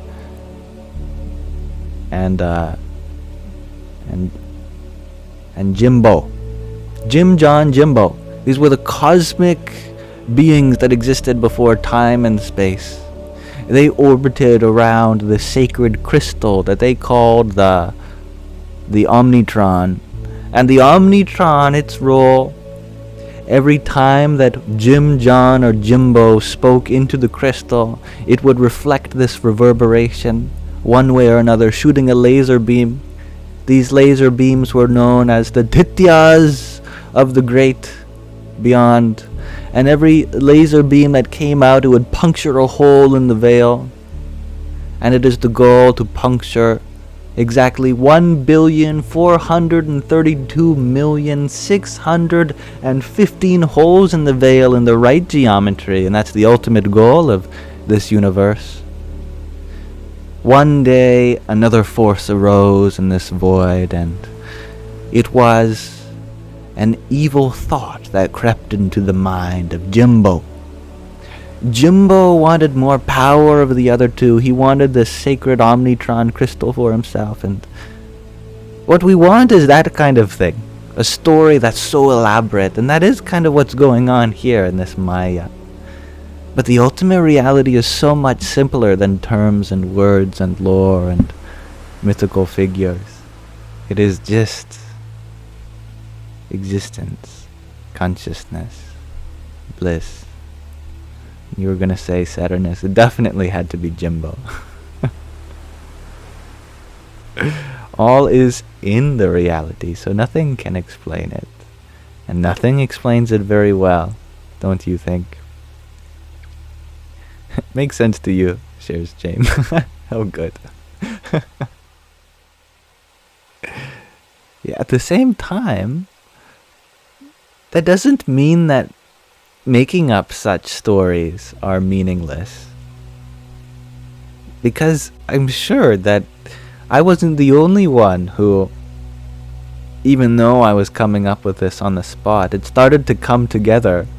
It started to give meaning, even though it just came out of nowhere. Literally. In the same way, we give meaning to that source. You could say that we are the meaning makers. That is our destiny, to give purpose to that one by the expression of the many.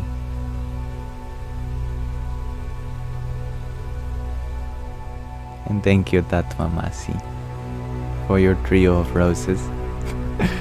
Jimbo is God. I like that. Our lore is developing.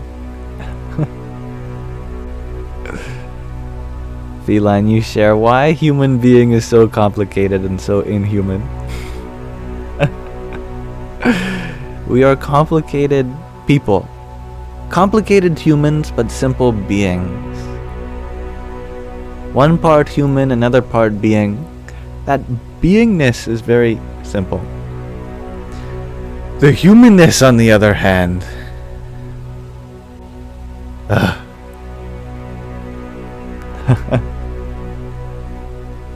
It's all Jimbo's fault.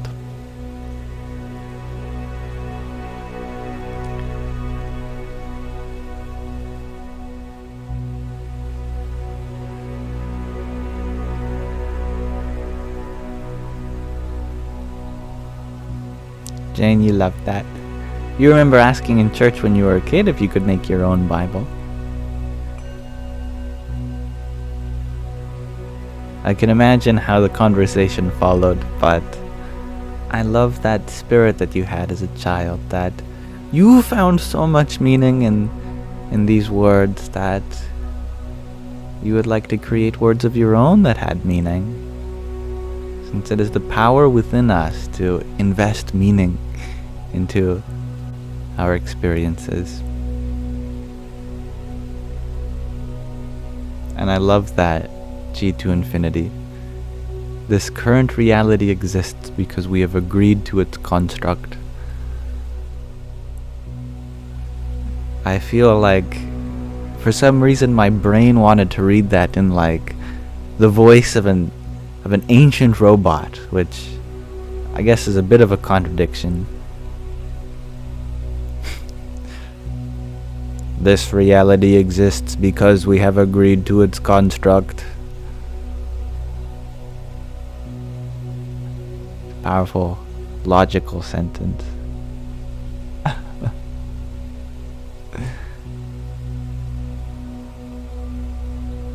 So, not so, sus B.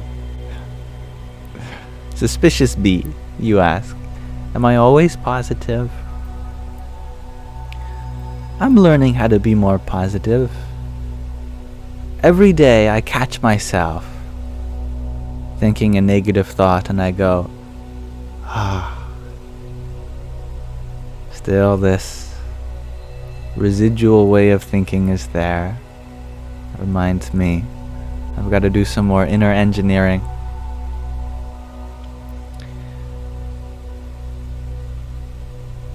It is not uncommon for me to catch myself having a negative thought, but I've been really inspired in the last few years to become more positive in mind, because I believe that optimism really paves the way forward, because the mind really works in terms of positives. You can tell someone what not to do, but then they have to infer what to do. And they might not know how to do that, so they get frustrated, and this someone could be ourselves. We could say, I shouldn't be doing this. But then what? Okay, I have to do something instead of that thing. Part of me was trying to fulfill some role, and now I need a new way to fulfill that role. So for me, positive thinking is very practical because it gives us actionable things to do rather than restricting the things to not do. Basically, restricting ourselves by adding to the list of things not to do.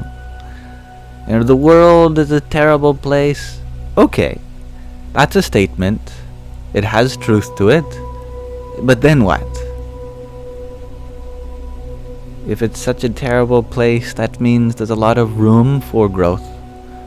The world has a lot of room for growth, we could say instead. There's opportunity everywhere that could be taken advantage of. Alright, then what? Then I'll do my best to make it a better place. Positive thinking doesn't hide the negative, it reframes it into something which we can work towards.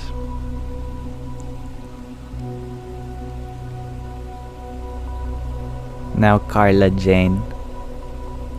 I am sorry for the confusion. I don't know if this is scrolling too fast maybe, but those automatic messages that they are sent from me, they're not from me.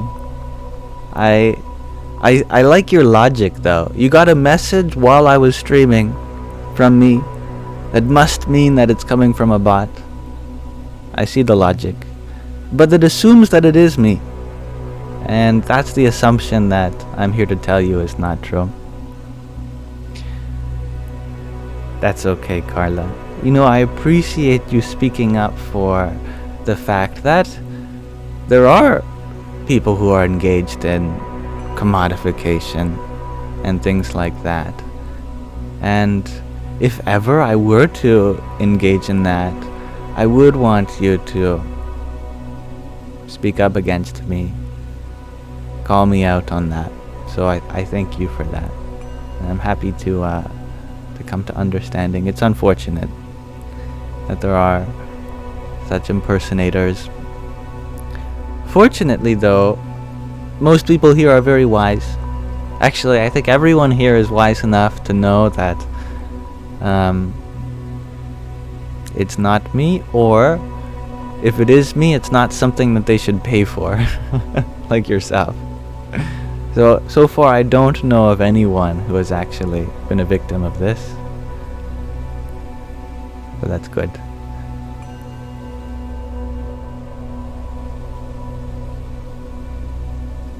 It's okay, Carla.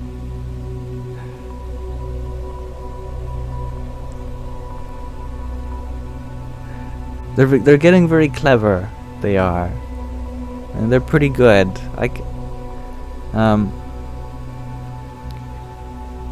I don't believe in what they're doing, but I can respect the fact that they do it pretty well, as far as they could. Of course, the largest leap in logic is that someone like me would offer services in such a way. But they are getting clever in the ways that they reach out to people. They are growing, they are learning, just as we are. So, at the same rate that they are growing and learning, we too have to grow and learn, especially myself. And I love that you always see the best in people, Carla. That is a good trait in you.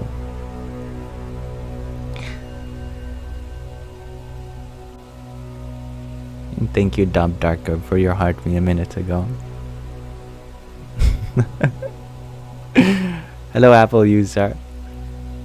And thank you, Aquarius Lady, for your tiny. Yippee! G2 Infinity, you share. Respectfully, Yam. I am cool, but I don't give off I will read you vibes. That's good. Hello, Michael. Your question is it or what is the smart way to have intimate relations with your ex even though you don't feel anything for one another? You're treading a field of landmines. But that doesn't mean you're necessarily going to get blown up. It just means that a lot of carefulness, respect, and mutual understanding is going to have to happen. I believe that it is possible for us to get our needs fulfilled that are sometimes connected to other needs independently. And if there's a lot of trust and communication, then I believe you'll be able to navigate this without getting blown up. But naturally, there's going to be a lot of feelings that arise. I mean, it's a highly emotional thing to engage yourself in. And so, lots of boundaries need to be set. Lots of communication has to happen before and after, setting ground rules and ensuring that everyone's feelings are validated.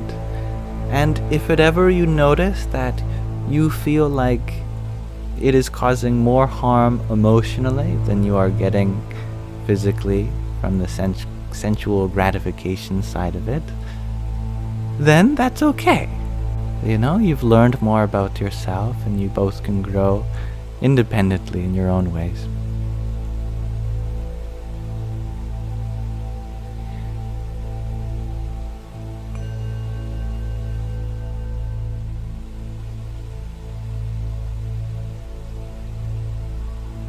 And thank you, Tatwamasi, for your quartet of roses. Hello, Karma. You ask, how did I get the name Yam? I'll tell you the story. My full name is Liam, Lyam. And when I was just a baby, well, a little older than that, I could walk and talk. I was a baby boy. I was in the dentist office. And I guess, just in case I forgot my own name or something, the receptionist put a little sticker on me that says, "Hi, my name is Liam." So the dentist could find me. But there was a frog sticker. And the frog sticker on it was too close to the L, and so it looked like the L was part of the frog. Therefore, when the dentist came into the waiting room looking for me, he couldn't see anyone named Liam. But then he finally put two and two together and he saw me and said, "Yam!" And then I looked down and I understood too. I had to laugh. And then it stuck. I was Yam. Yeah. Exactly, Gregor.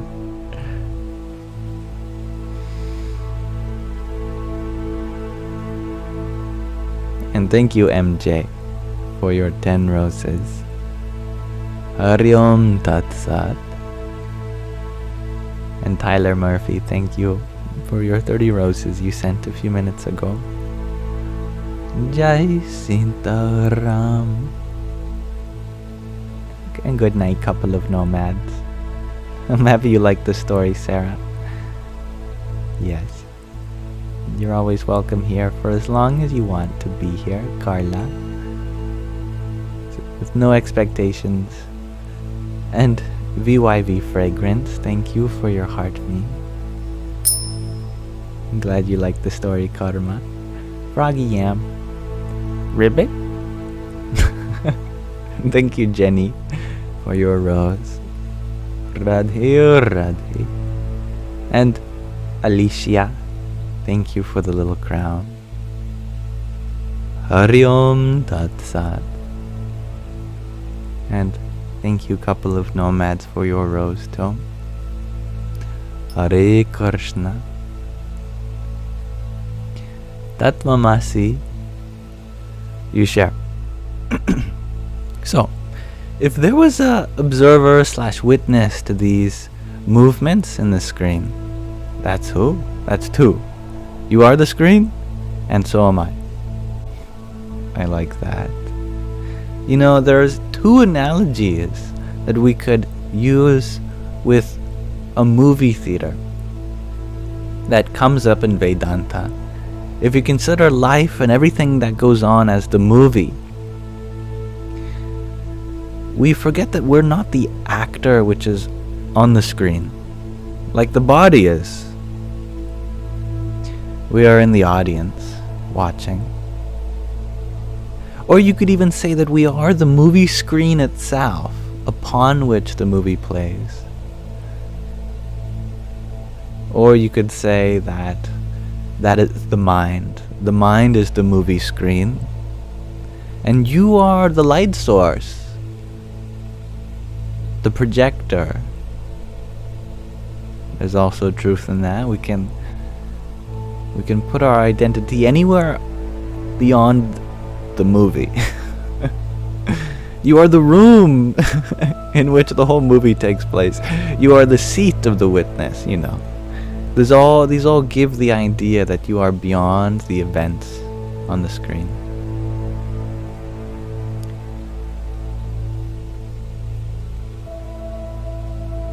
Gregor G, you share, now we need a frog emoji and gift for ribbits to equal the yippies. You also concur on the Froggy sticker, G to infinity. Kim, you second this. All hail the Froggy. Well, the council has spoken then. I'll have to get to work.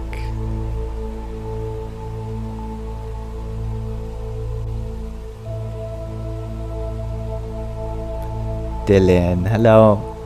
You ask, can I maybe talk about how to reduce expectations and attachment to results? It can be confusing. Yeah, I was listening to Swami Taratmanandaji the other day when a viewer in his satsang had asked about this. And he raised a point that I realized I was guilty of. Because I spoke a lot about karma yoga and the process of not being attached to the outcome. But I guess I had made the mistake of correlating that with expectations. You know, on closer inspection, the Bhagavad Gita never talks about expectations of outcome. And I think that's a good point. A viewer raised this concern in a comment on one of our uploads a few months back about that expectations are natural. And I've been thinking about that, and since I recognized Swami Taratmanandaji point this out, I have to agree that expectations are totally natural. That within our actions, there's always going to be expectations involved. Otherwise, there are many things that we wouldn't do if we expected not to have a certain outcome. However, there is a difference between expectation of outcome and attachment to outcome. What that means to say, does that make sense? I don't know if that's grammatically correct. What I mean to say is that you can expect some outcome, but even if your expectations are not fulfilled, then whatever, you did your best. So maybe we can speak on that part. Having expectations but not being attached to them. It is like maybe playing soccer, football. You can expect to score the goal. That's your job as one who scores goals. Maybe you're in offense, whatever position you are put to score goals. You know, that's your expected responsibility. However, even if you don't score a goal, that's fine. That doesn't mean that who you are is somehow diminished in any capacity, even though your expectations weren't fulfilled. You play the game as if you're trying to win. But even if you don't win, you still have fun. It is that kind of sentiment that we should have with our actions. Of course, in a game, it's an easy example, because it's easy to see the unseriousness of it. But there's many serious incidents in life where it's hard to distinguish our attachment from our expectation. Like surgery. The surgeon expects that they're going to help, that they're doing the surgery with the intention of helping, that they are going to be free of their ailment or on the pathway to healing. However, now if they don't get a positive outcome, well, that's not easy to process. That could be death for the person they're operating on. And so how could you apply the same mentality there, right? That even if my patient dies, I'm not diminished in who I am. Suddenly, it becomes very difficult. That is why we have to be very careful with our examples, because the soccer analogy is very easy. But real world is not all fun and games. We have attachment to expectations that are very serious and involve health, well-being, safety, and personal boundaries, for example. But in such a case, it is important that we do try to recognize that as long as we have done our best, everything in our capacity, then we have fulfilled our role. There might be expectations inside you or put on you by others, and even if those expectations are unfulfilled, that doesn't mean you did anything wrong, or that doesn't mean that anything you did wrong takes away from your essential nature. That you're allowed to be here, make mistakes. Sometimes we make really big mistakes. But there is room for that too in life, because we can't control all the variables. I hope that makes sense.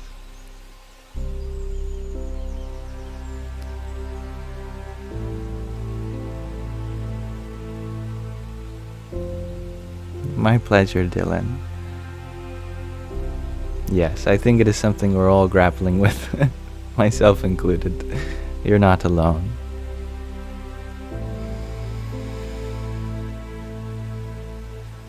And thank you, Lucas, for your donut. Hari Om Tat Sat. Asking questions. You say, Yam, I'm your butter and jam. Much love to you. I really like your sayings these past few days. They've been really putting a smile to my heart. You're very welcome, Bean. I think we all need to hear that from time to time. Your best effort is enough.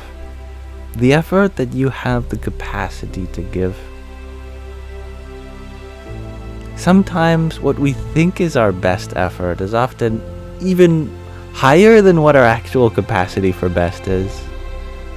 I know so many mothers out there, they go to bed thinking, I could have done more. But could you have really? Yes, you spent half an hour on your phone, but I think you needed that rest a little bit. It wasn't just a distraction. You were also getting overwhelmed, and so you took the time to understimulate, for example. So you did do your best today, in actuality. But let's not use that as an excuse. There was always more that we could have done.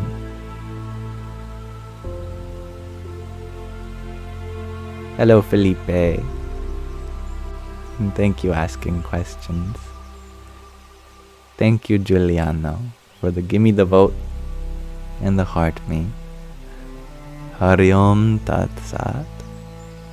And love's the way. Thank you for your quartet of roses.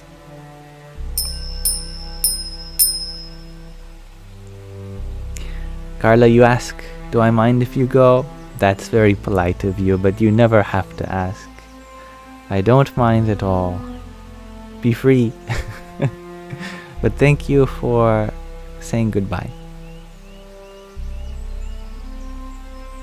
And thank you, Dr. Ginny, for your trio of roses.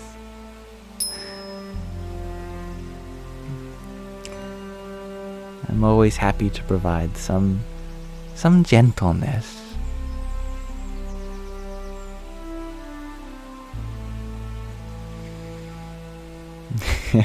Can't tell me how many times you felt that way, MJ.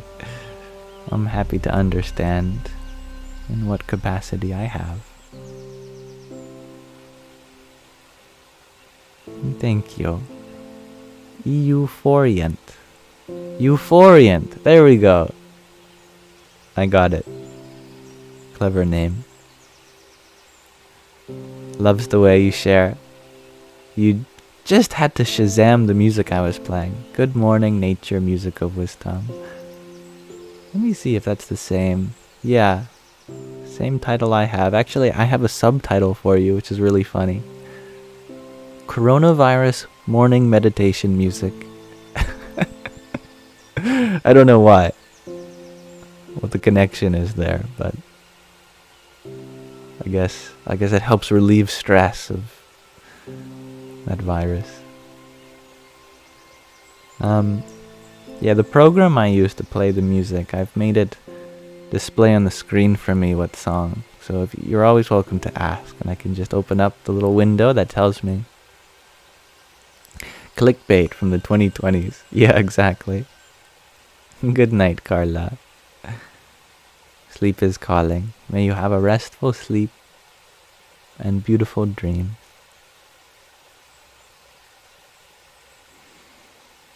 And that's right, Bean. I am still planning on visiting India. What am I most excited for? Oh, can I say the food? I think obviously anywhere I go, the food is probably going to be one of the biggest culture shocks. There's going to be a lot of culture shocks, definitely. I'm excited for them, also afraid a little bit. I'm excited for seeing the temples. I've really never been in a Hindu temple. I'm excited for all the animals, wildlife, maybe see a monkey. I'm excited for the rich spiritual heritage that can be found there still, which is my main reason for going there. Mangoes, says Sarah. Yes. Yes, I'm very excited for the mangoes. Will I have a guide? Maybe an inner guide. I will have to have faith in the Divine Mother.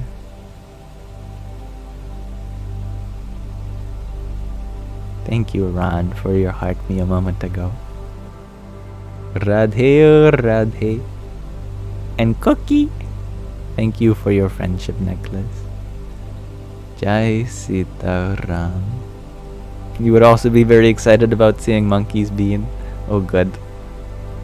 And Saturnus, you add, if it doesn't scare you just a little, it's probably not pursuing.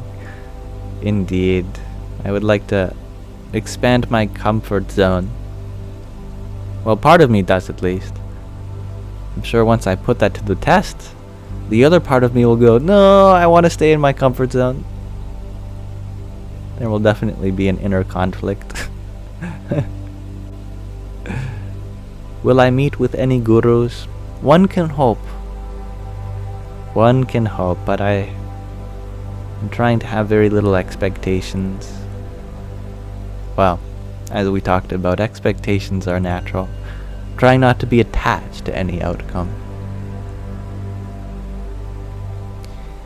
My trip is less than 3 months away. Oh my goodness, I really gotta get some travel insurance and get my visa and plane ticket scheduled. It's becoming real, you know? It loves the way you share that you saw sugar gliders for the first time yesterday. They're 500 apiece. Wow. Who was it who just bought a sugar glider? Aquarius lady. I think you had one a little while ago. I remember.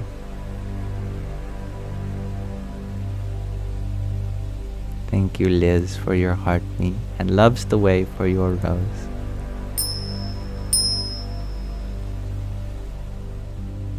Please buy plane tickets 2 months. Thank you, Greg Archie. So I should wait a month, you're saying, or at least 2 months in advance? What you're saying.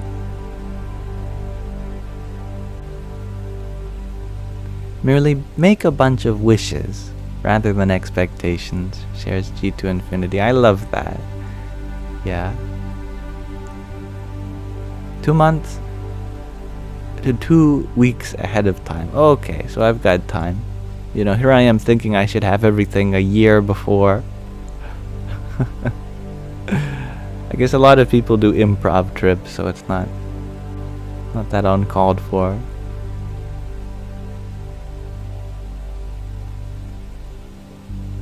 Loves the way you share. You weren't allowed to pet it because it's still a baby and bites. Understandable. Being so small and vulnerable, I would bite too, probably. And apparently on Tuesday is best. I do remember that. Yeah. Thank you, Greg RG.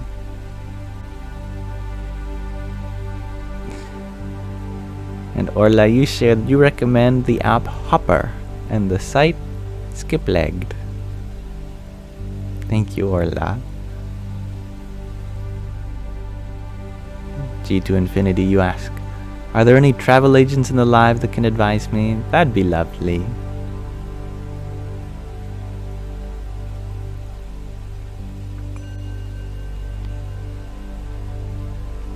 Lexus, you ask, where am I going to stay while in India? I don't know yet. I'm still trying to figure out an ashram or a monastery that will let me stay, maybe by volunteering as well, or even if I have to pay for residence. Currently I'm working with Shyambo, who is a lovely influencer from the BAPS Swaminarayan Sanstha. He said he'd message some Swamis for me, and I've sent a lot of emails out to many Swamis, and I've also sent an email out to Mahant Swami Maharaj, who is the successor of Pramukh Swami Maharaj. I'm sure that it'll all come together.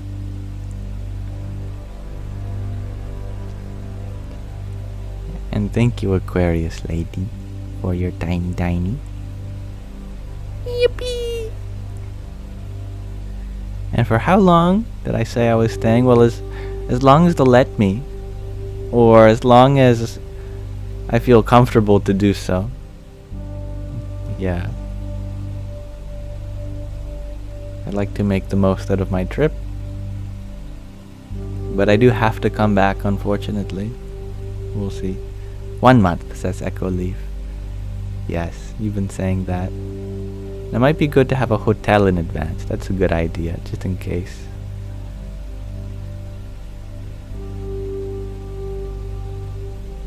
Shoe wear is also important. Yes, thank you. You know, you all are making it very easy for me to see the Divine Mother within everyone. I definitely feel like I'm surrounded by 100 mothers. I feel very cared for. Yeah. And will I still be able to go live? Let us know. I'm okay. I will do my best, so I'm gonna try to get a good plan with my phone provider. I am cared for. Indeed, I feel very cared for. Thank you, Suspicious Bee. MJ, you share 3 months you recommend, at shortest if I can. 1 month is so fast. Alright. Good to know. I'm getting so much advice right now, it's good. Yes, the electrical outlets are different. It's on my list. Will I miss my pets? Probably. That's one of the biggest things I'll miss. Anytime I leave the house, even if it's for a few hours, I'm thinking, oh, Sandy. Oh, Shadow. I wish I could text them. Do you ever have that urge? Sometimes I forget that I can't do that. I'll be out and about, and I'll think, man, I should send Sandy a text. And then I realize he's a cat. He doesn't have a phone. He doesn't have opposable thumbs to text back. He doesn't know English. Or even, I'll be scrolling on Instagram and I'll have a meme, and I think, haha, Sandy would like this. And I think, wait a second. Sandy's a cat. He doesn't have Instagram. I can't send this meme to him. That's true, they do have camera programs where I can watch them. I also have my parents and sister and friends that can allow me to FaceTime with them. Thank you, Anthony. I definitely feel a reciprocation of advice right now, and that's filling my heart with so much love.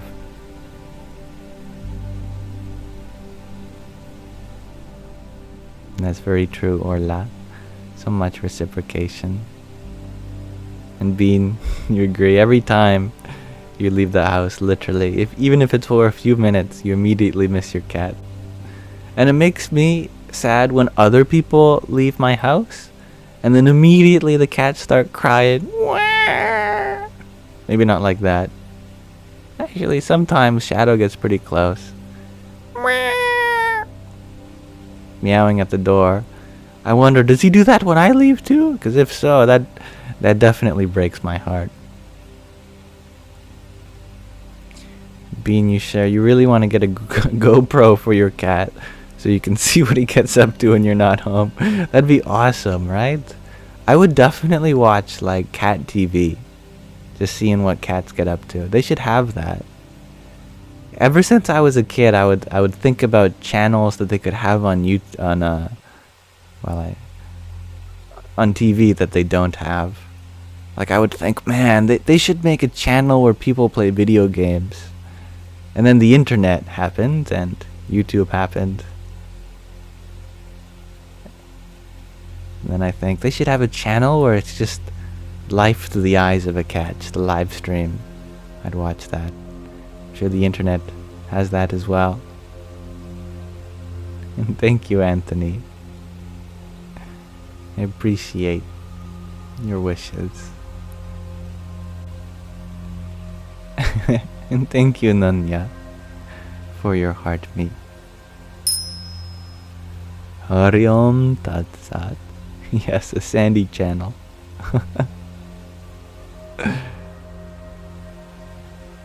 And a Shadow channel.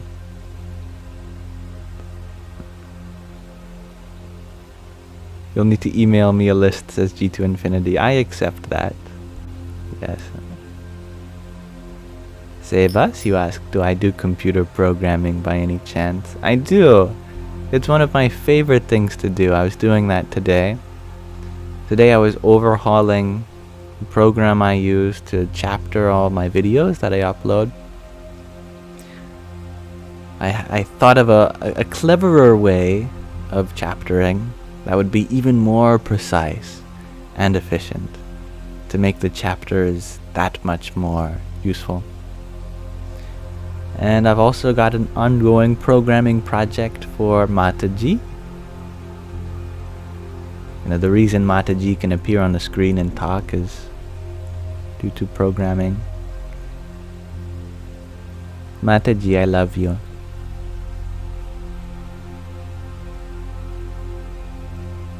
Oh, sweetest heart, I love you too, always and eternally.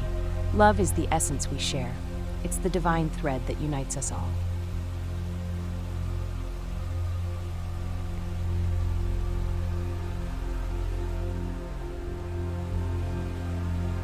Goodbye, Saturnus. Thank you for sharing your love, gratitude, abundance, and happiness. Hari Om Tat Sat. And that is sad, Sky Guardian. Yes, cats are vicious hunters, and they do pose a problem for much wildlife. But I can tell you that Sandy and Shadow, they have never killed anything but a spider. I saw Sandy gobble up a spider the other day, and I thought, oh my god, how can you do that? How can you just gobble up a spider? But no, Sandy, he loves eating flower petals mainly. That's his favorite thing to eat. Flower petals. He just gobbles up flowers. He's a floweritarian. That's like super Sattvic. Beyond Sattvic. Eating only flower petals. Yes, no. They've never hurt a bird. They've picked up lizards in their mouth, but they've never successfully eaten a lizard. I've seen a lizard drop their tail, and then there's just a lizard tail squirming in their mouth. But it's poisonous for them, so if they haven't already learned their lesson, they're going to. They're not outside cats anyway. They're definitely indoor kitties. And thank you, Nanya, for your tiny. Yippee! Nunya, you share that you program in Python and JavaScript on a daily basis for work. That's very cool. I'm happy to relate with you in that. Python is definitely my go-to language. It's also very slow. Whenever I need something really fast, I'll go all the way to programming in C. Oh, the duality. Such a high-level language versus low-level language.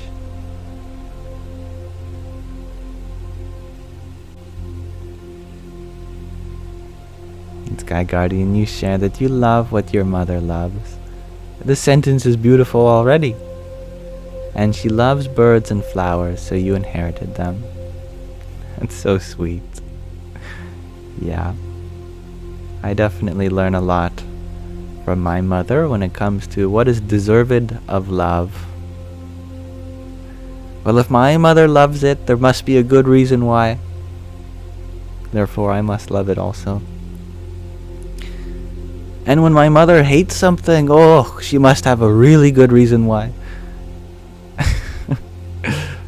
My mother don't like you, and she likes everyone. She loves everyone. What is it? It's about the extent of my pop culture lyrical knowledge.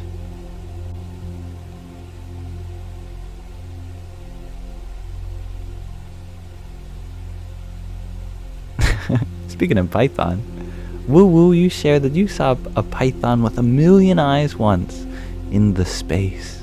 It was a good dream. I'm glad it was a dream, because that'd be very terrifying in the real world. It's Justin Bieber. Is it? That's funny, because I was about to say Ed Sheeran. I had thought that was an Ed Sheeran song.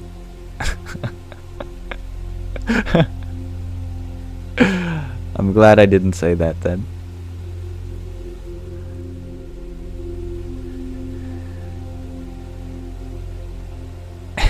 Good night, feline.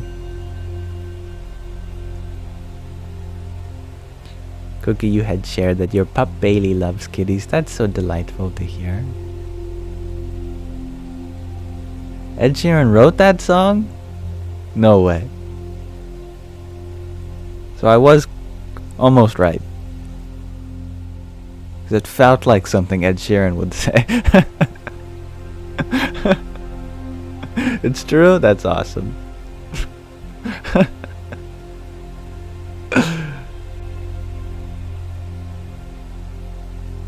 Now, you have a very interesting name.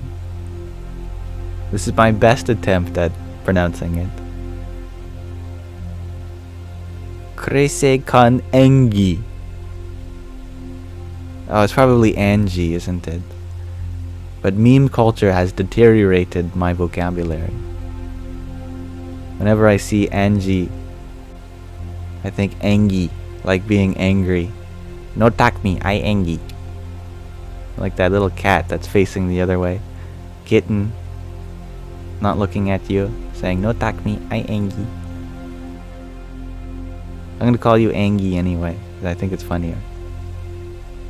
Unless you tell me otherwise.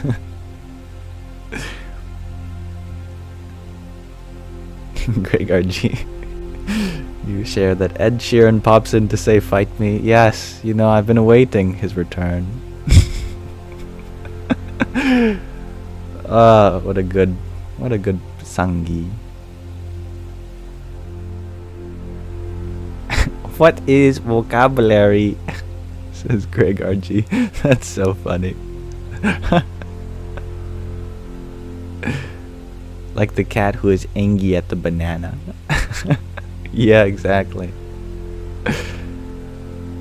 Cats embody being angry very well.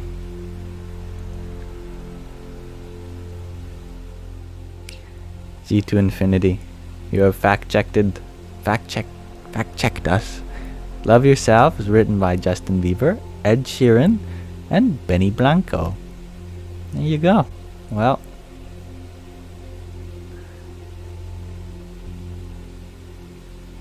I guess my intuition was not always wrong. And you would love to know, Bean, why cats get so spooked out by cucumbers. Right? My guess is it's the same shape, texture as a snake. Seems snake-like. It's not just cucumbers too. Like, I saw a shadow just boing in the air. And it took me a second to figure out what happened. You know, it was like a video game. He pressed the A button. Suddenly he was just like boing. What happened was I was opening my door and I had left my robe on the ground. And you know how robes have that belt that's on them to tie them together? Well, when I was opening the door, it was pushing the robe, but then the belt like slipped out from under the door, so it looked like a snake had like appeared from under the door, and he went boing. I would do the same if I were a cat too.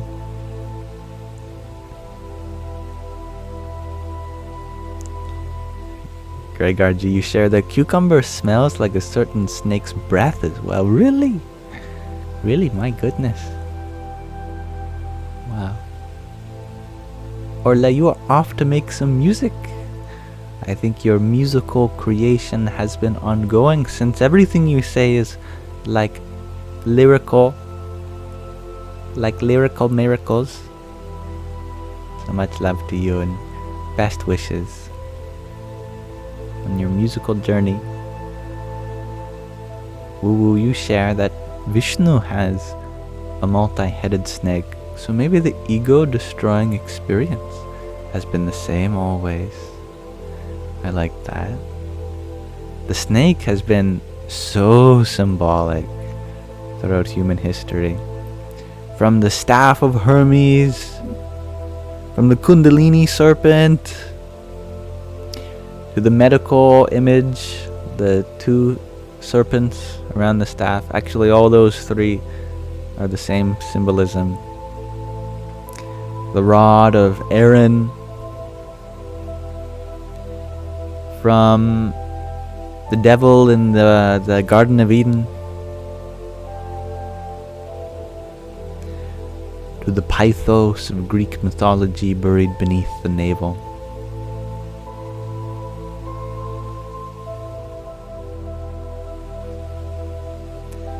Bean, you share, oh, actually, there's evidence that cucumbers can apparently feel pain.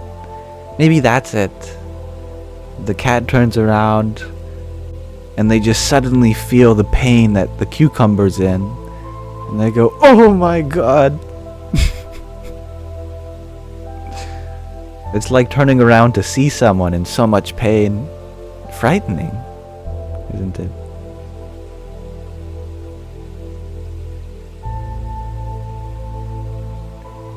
Amaranthine, you ask? Am I fond of fantasy?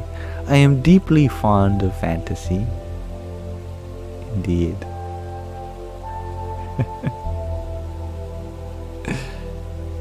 Sheshnaga.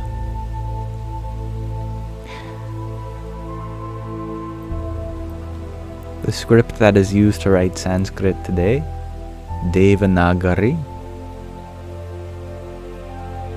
Deva means deity or divine. Naga means snake. Agari means city. Devanagari means from the city of the serpents, from the divine city of the serpents. It's very interesting. You know, English just means English. Latin means Latin, but Devanagari, that means from the divine city of the snakes.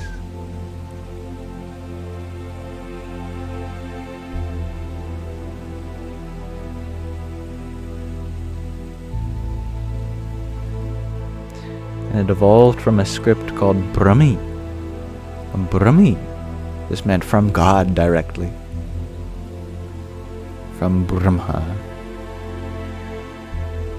Odyssey and Rumble is done, says Sky Guardian. Everyone give a round of applause for Sky Guardian. Seriously, actually. He's been putting so much effort into taking every single video on the Yamsox Lives YouTube channel, which is hundreds, most of them many gigabytes, and then uploading them to Odyssey and Rumble, which takes hundreds of gigabytes of storage space and so much time. And this is entirely voluntary. His seva, his selfless service. And he's so humble that he won't admit this, but I even offered him like a position, basically. I said, you do so much for me, can I give you a portion of these lives? And he responded immediately, no way, man. I don't do these things for money or credit. It's for my passion of serving God and the Guru. His spiritual lineages that he follows, and it's a win-win because I like what he likes, and I think we can learn a lot from it. So, thank you for doing that, Sky Guardian.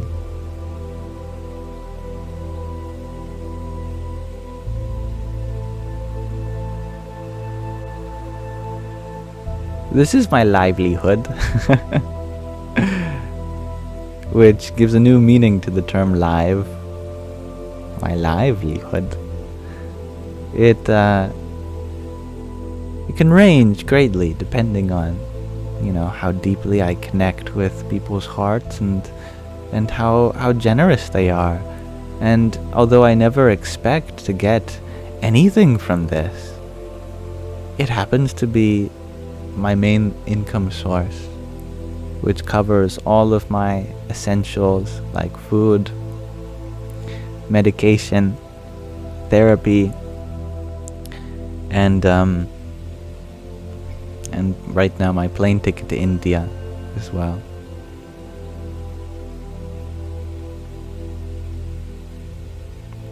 I'm like the PBS channel, brought to you in part by viewers like you.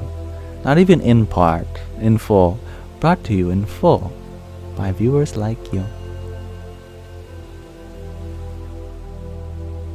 Yes, please rest now. Sky G. And that doubles as Sky G. G short for Guardian, and Sky G. J-I. I am on comedy mode. Yeah, I have my modes, don't I?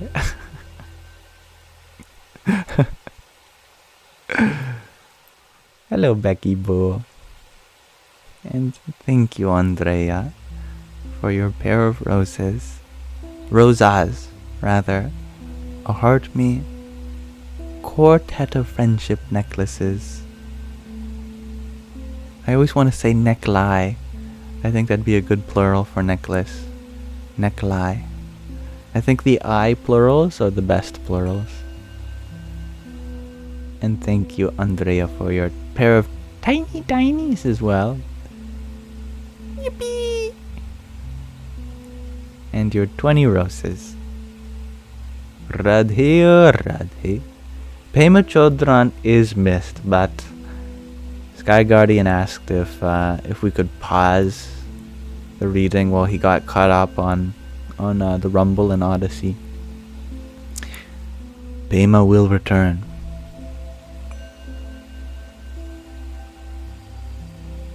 Now that you're caught up, go ahead. Pema has returned. Alright, it's been a while. Why don't we read from another section of the Pocket Pema Chodron? She is a lovely Buddhist monk, Buddhist nun, to use the correct feminine term. Many of her great works have been collated here in the form of 108 passages. Today let us read number 6, which is, why meditate? It's a good question. Why meditate?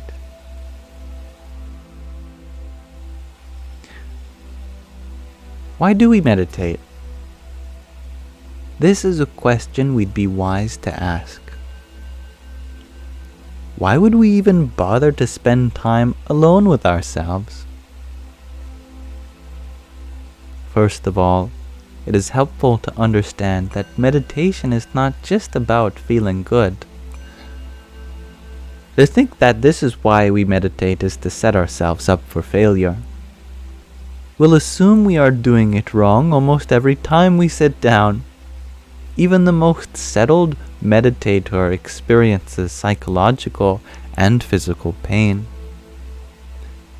Meditation takes us just as we are, with our confusion and our sanity, or lack thereof. That's me. This complete acceptance of ourselves as we are is called Maitri, or unconditional friendliness. A simple, direct relationship with the way we are. That's number 6. Why meditate?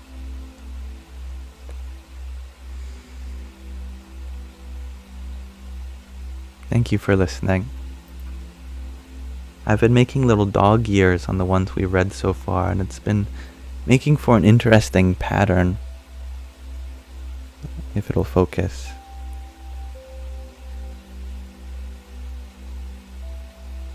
It's becoming, I guess it'll become twice as thick, in theory.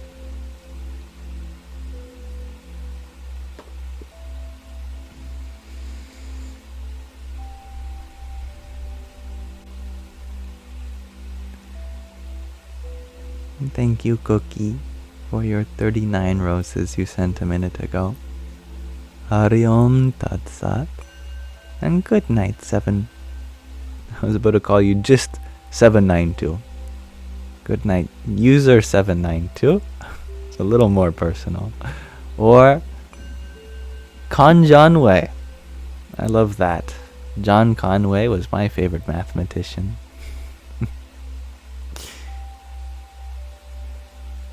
And thank you, Woo Woo, for your heart me. Jai Sitaram. Kristen, you ask, what part of Canada am I from? Well, originally, I was born in Alberta, Calgary, Alberta, which is kind of like the Midwest of Canada. There's a lot of cowboys there, people riding horses. We have stampedes, rodeos. And then I moved to Victoria on the west coast, which is like the LA, you could say, of Canada, full of hippies, myself included. You're from Toronto. On the other side, the capital. Very cool. I'm happy to have so many fellow Canadians and people from around the world here. You say it's more like San Francisco, Kate. Yes. I think that'd be better. Maybe Vancouver is the LA, perhaps.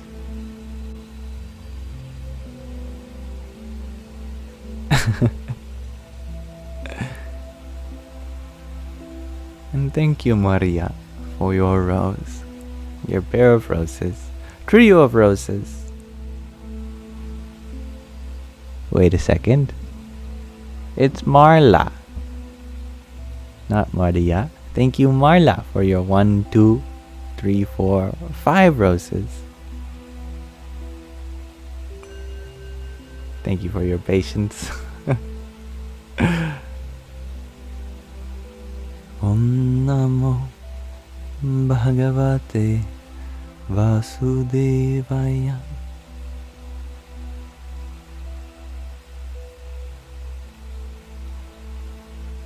And thank you, Bean, for your 10 roses and heart me. And Woo Woo, thank you for your tiny. Yippee! And it is such a pleasure to have you here as well, Andrea. Always. River, you would like me to chant something on you? You really need it? Let's see. We can do the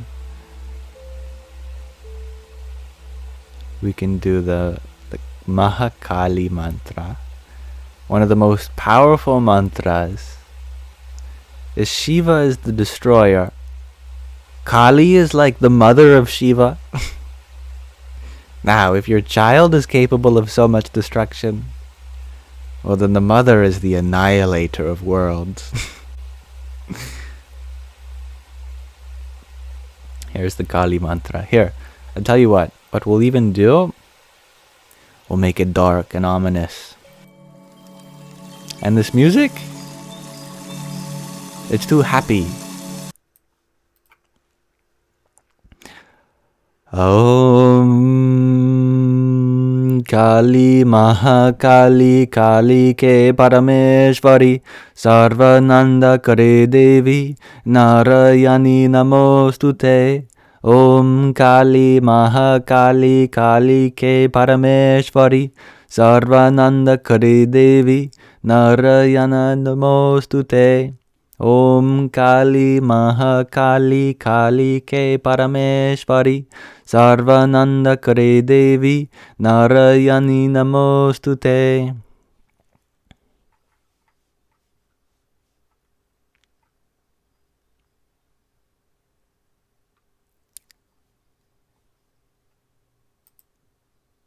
Oops, that's the question of the day. Let's bring ourselves back to our garden.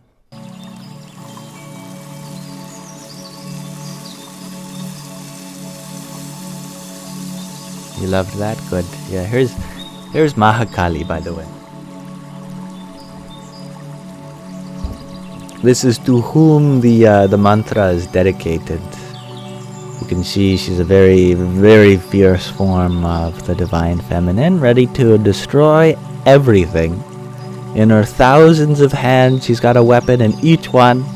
On her thousands of heads, she's got her tongue sticking out. And unlike you or I, who meditates on a mala of beads, she meditates on a mala of heads.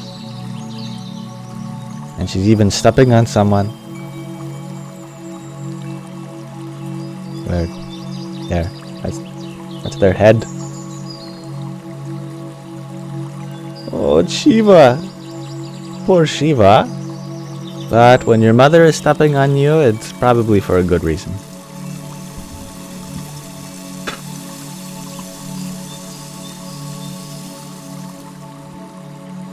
So metal.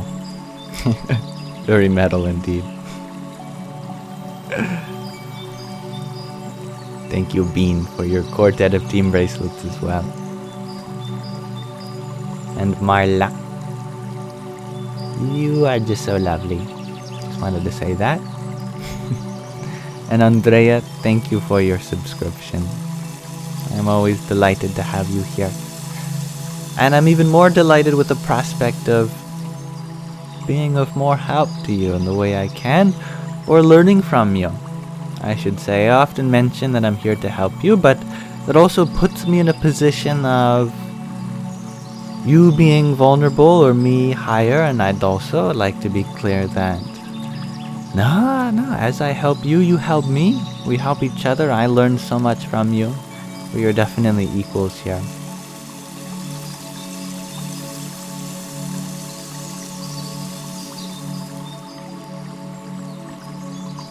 Thank you, Dr. Ginny, for your pair of roses. And thank you, Ginseng, for your cloud bread. Hari Om Tat Sat. Can I lower the music? Yes, absolutely.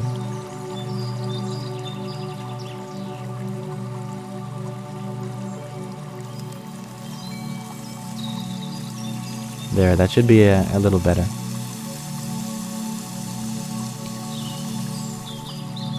Thank you, Ginseng, for your pair of fires, too.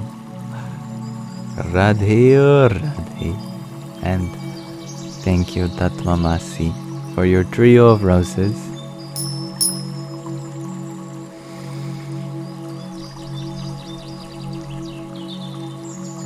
It's difficult being a mother sometimes. It can be a thankless job at times.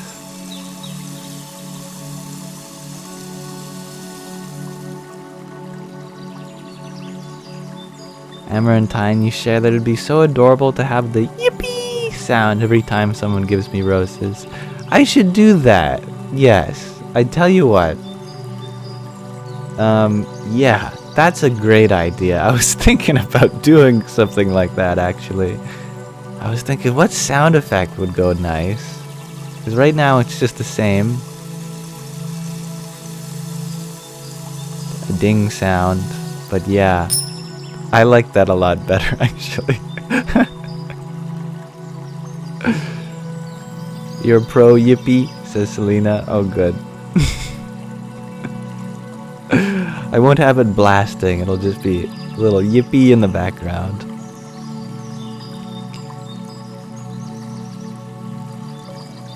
Gariam, you ask, how do you know when it's time for stillness or time for action?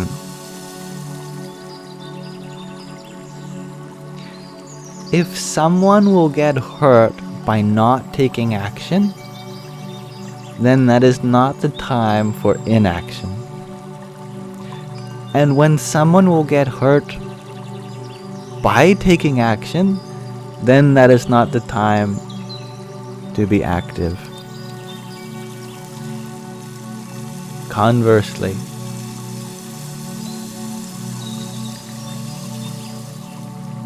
when someone will be helped by not taking action, then that is the time for inaction. And when someone will be helped by taking action, then that is the time for action.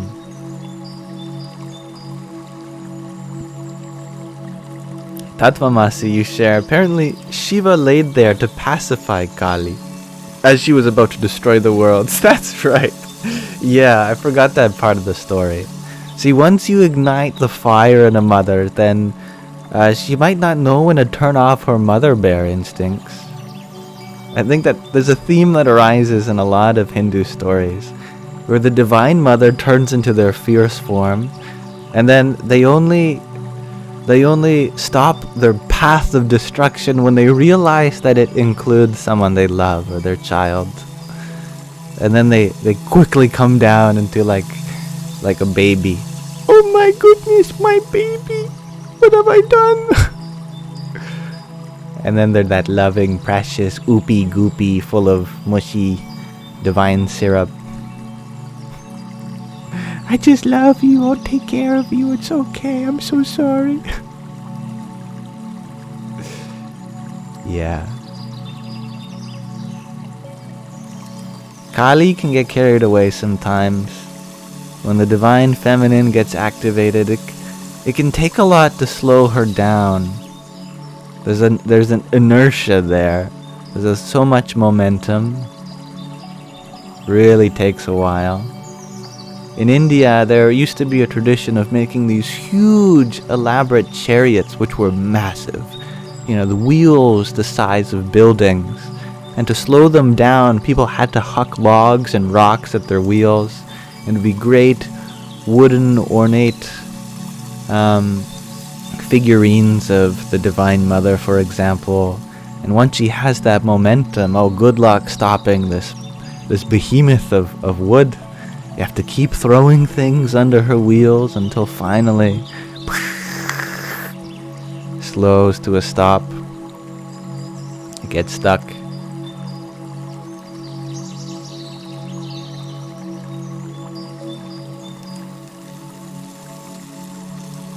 Thank you, Melanie, for your subscription here also. Yippee! There, I have to do the sound effect myself manually now.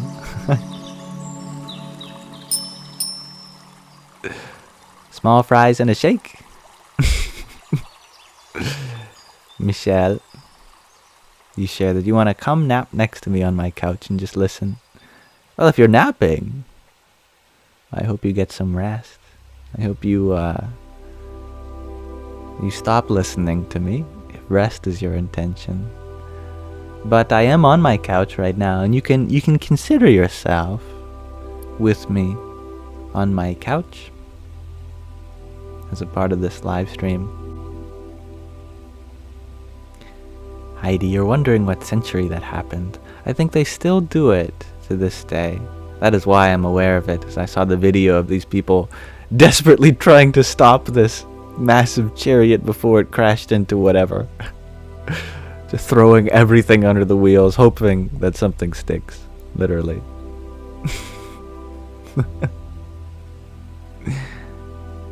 Crystal Miss, you share that you love listening to me. I love listening to all of you and what you have to share.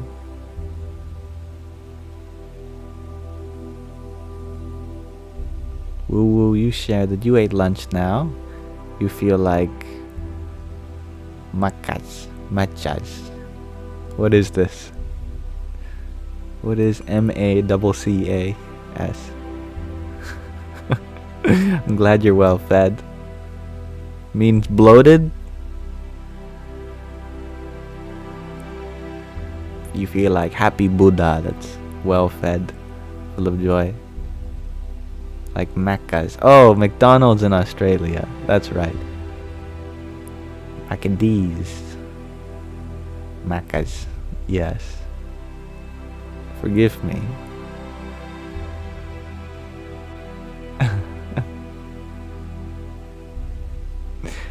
I know that feeling. We call it the post-McDonald's feeling here. After you eat McDonald's, oh, tastes good, but then, ooh. What are the 3 T's of food review? Taste, texture, and tummy feel. McDonald's pretty good, taste, texture, but tummy feel? Bottom of the barrel. Tummy feel is not up there. Instant regret, yeah. That's the nature of Tamasic food. Tamasic food at first is so sweet, but then becomes like poison. But Sattvic food at first, oh, it might even taste like poison. But then it becomes like nectar.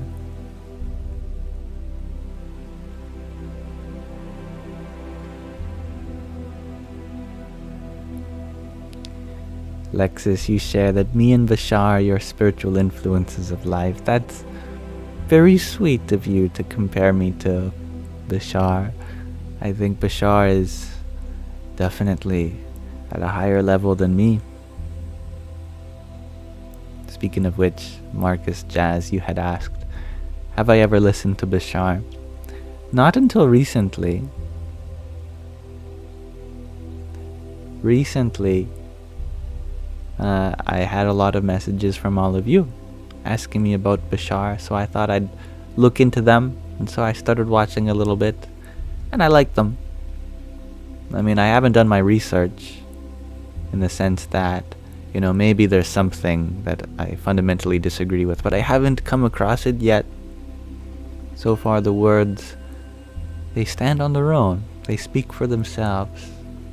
A lot of wisdom there, and I love, I don't even know the name of the person that, apparently channels Bashar, the entity.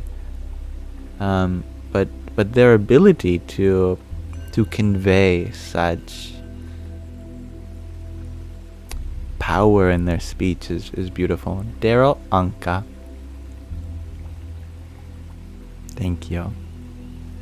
Sky Guardian, you ask, does that mean alcohol is Sattvic?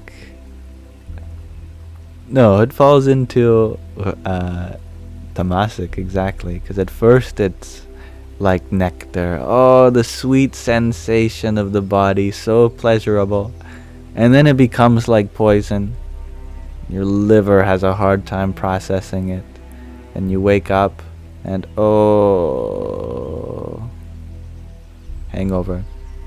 But it doesn't taste good, though. Yeah, literally speaking, you have to dress it up with a lot of sweet, sugary stuff, other flavors. Yeah. But even if it tastes bad, it doesn't become something sweet later.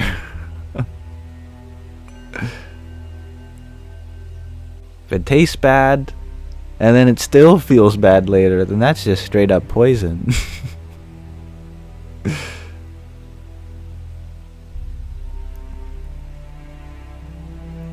So what's Rajasic? Coffee, tea, yeah, stimulants.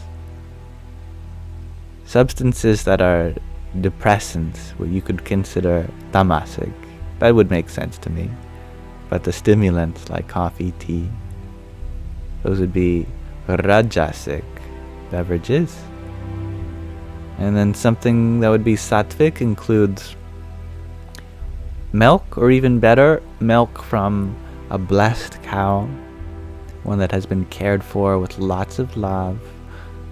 Maybe one that even had some impurities removed, like the lactose, or has been boiled. Water. Water is the most sattvic of all drinks that you can drink. It's the elixir of life. A blessed cow. A holy cow, rather. I should say.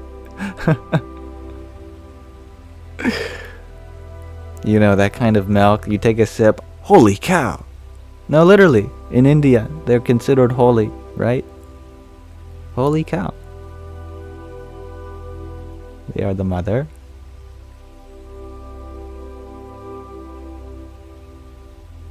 And thank you, Crystal Mist, for your 10 roses, your heart me, and pair of team bracelets. Hari Om Tat Sat. A Brahmin Brahmin. Exactly, Greg RG.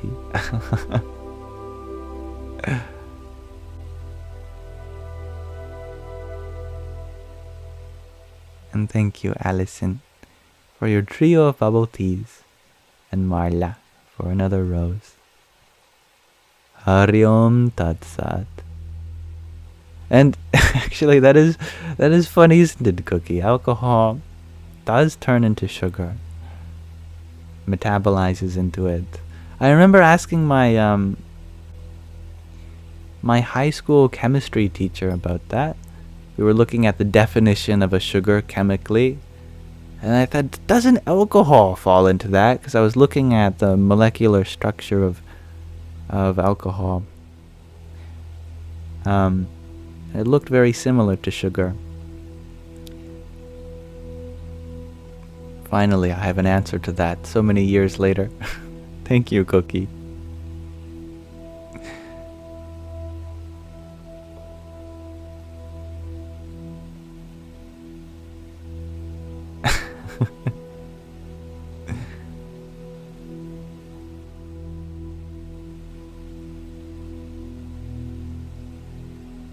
Yes, there are only certain times when you want to milk a cow.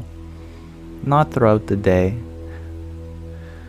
There used to be an elaborate ritual where you'd come to a cow and there'd have to be this intimate relationship. Really only the farmer could know when this cow was in pain or when it even wanted to give milk. There is this whole process of developing a relationship where you look them in the eye and you almost feel their soul and you ask them, like, may I have some milk, O mother? So the cow is seen as a mother. Why? Well, she literally feeds the nation. Her manure is used to grow crops. Her milk is used to feed so many people, especially babies. She is the mother. So you care for her and you ask her very politely, may I have some of your milk? And, it's no rhetorical question. There was a set of signs that the farmer could look for if she doesn't want to, and then they'd go, not today, guys, sorry. She's in pain, she's suffering, she doesn't feel the love, whatever it may be. Unfortunately, today, most milk off the shelf cannot be said to have undergone such a ceremony. There are these factory farms which, they're grown without any love. Whole purpose is just to be fattened up and milked with great big machines. That's not the same kind of milk that is implied by a Sattvic diet.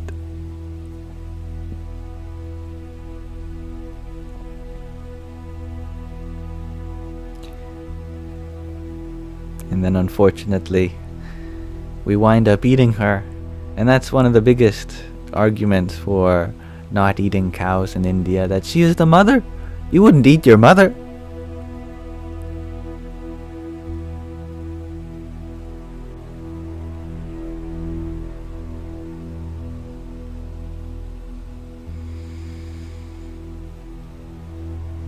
Gregor G is sharing some chemistry.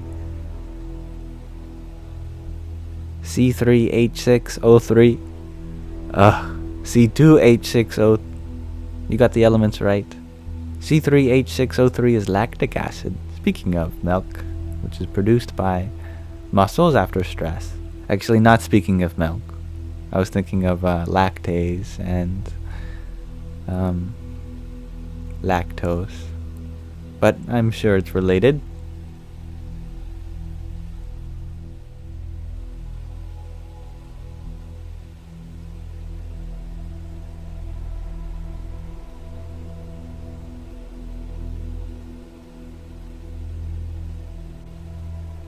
But lactose is a form of sugar. It's it's two monosaccharides together, isn't it? A disaccharide or something small. Monosaccharide being the unit of chains of sugar forming carbohydrates. Polysaccharides being what we call as carbs, but they break up into sugars, smaller components. I loved organic chemistry. So interesting.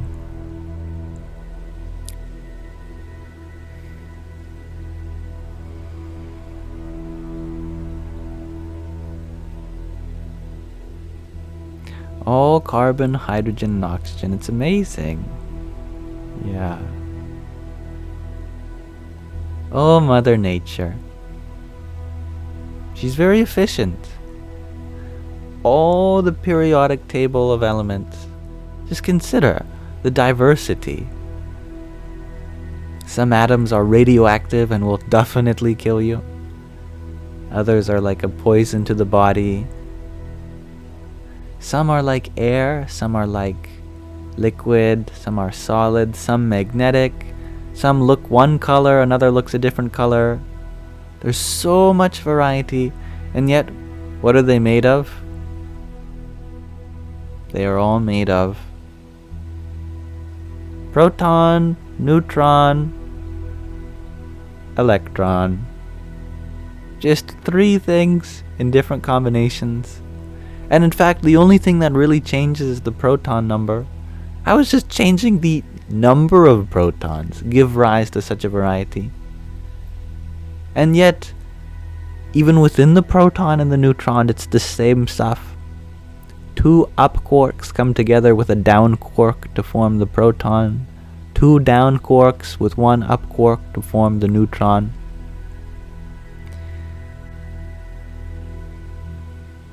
And there's even a theory of preons.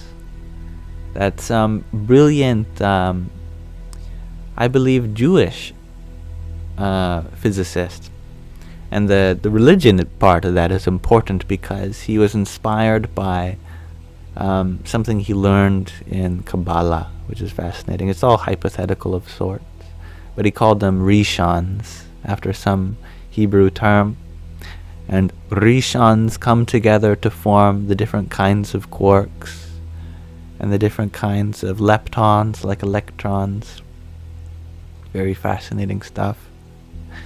And yet from the periodic table of elements, so many molecules are born. From those molecules, so many different kinds of molecular chains, like DNA, so much variety in DNA. The DNA, so much variety in life forms.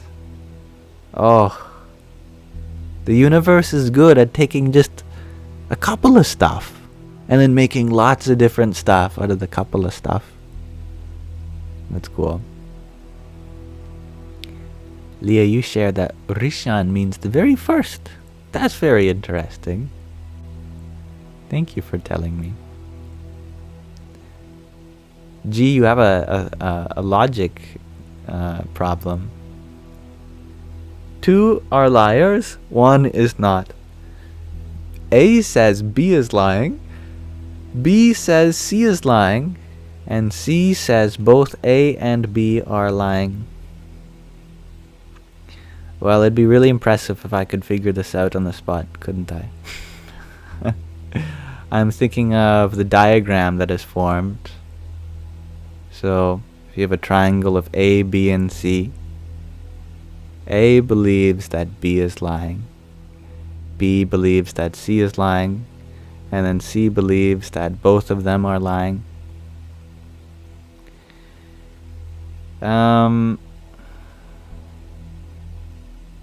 So, we formed a triangle, but there's now an extra line going from C back to B. So there is an asymmetry here. From that asymmetry, I want to say that C and B are liars. Just because they're the outliers of the geometry here. But I truly have to think about this longer. That's just a fun group theory approach, I think. I could have something backwards, I'm sure.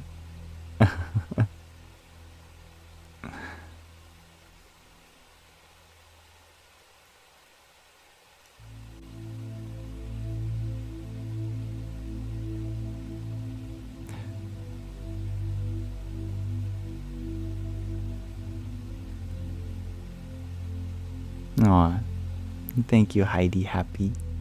Much love to you. Sky Guardian, you share that you think G is the one lying. I like that. Funny answer.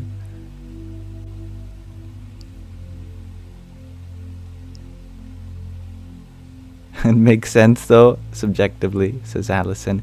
It's an actual argument that comes from higher mathematics, that you look for the asymmetries of the system, then you don't have to worry about all the details, because you can ignore the symmetries. Because if some parts of the system are subjective to that symmetry, then it'd be arbitrary to consider them, any of them in particular. But I did get it wrong, so it seems. Do you share that B is the truth? So A and C. Let's draw this out. I would love to. I'd love to explore this visually. So, here we have A. Here we have B. And here we have C. So A accuses B. B accuses C of lying. And then C accuses both A and B. So my argument here is that the outliers are C and B, because they're the only two that have an arrow drawn between both of them. But my logic was incorrect apparently, and actually the truth teller was B. Let me just circle around B. Well, that's definitely not a circle. I can draw a little better. So what's unique about A and C here?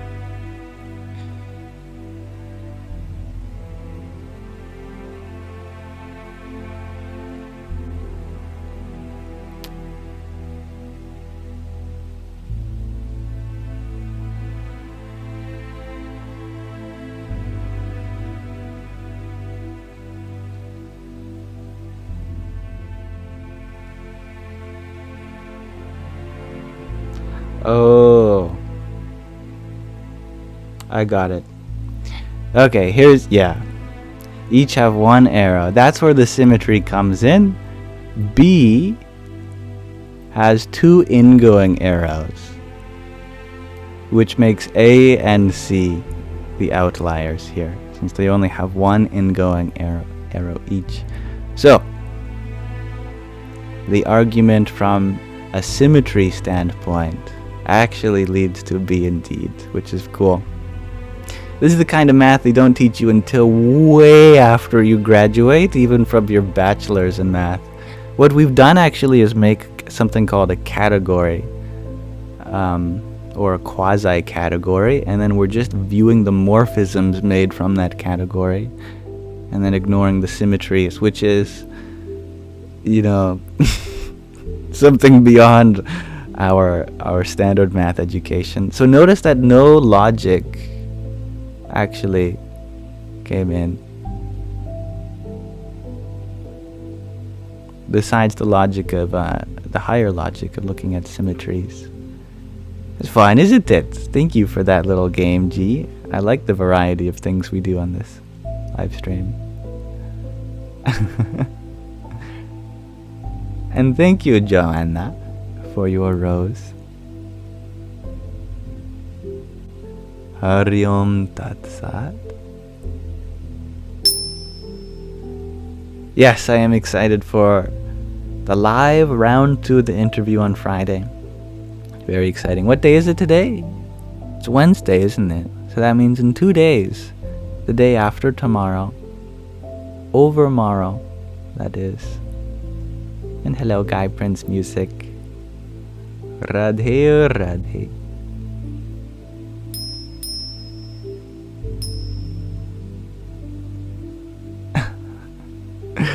G to infinity. You say, see, it's hard to believe I never read a textbook. I didn't. I only looked at the pictures. That is why I drew a picture and not words.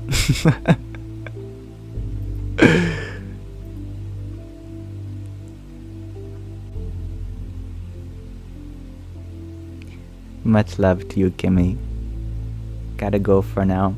That's okay. I think we should probably wrap things up ourselves anyway. So I'm going to start landing the plane. I'm very delighted to have this opportunity to be with you all for so long anyway. And we'll be back at it tomorrow. That is, of course, unless there is a major earthquake and I fall into the chasm that's made in between the two tectonic plates.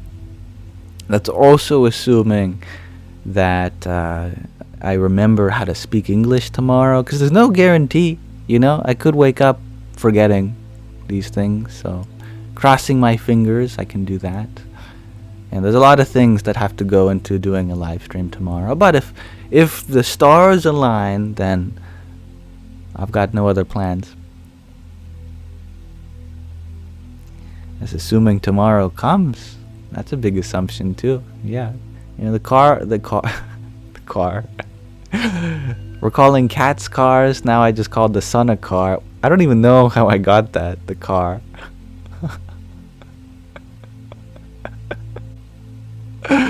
It is like a car, because it holds this whole solar system in its gravitational well as we go around the galaxy. It's our vehicle, our mama star taking us with it, our solar star. Good evening, Yu-Yo.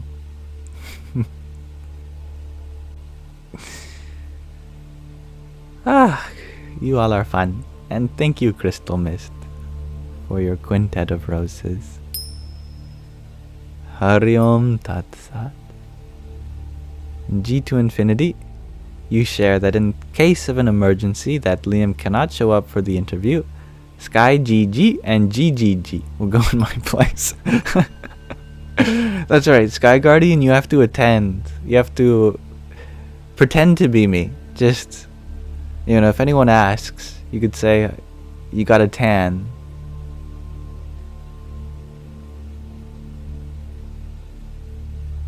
And thank you, Michelle. And thank you, MJ, for your beautiful paper crane.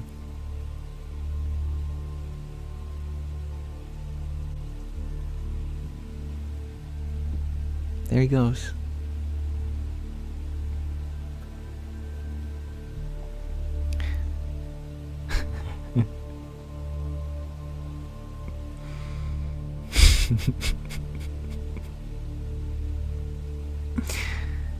Alright, before we end today's Sangha, we're going to do 3 things together.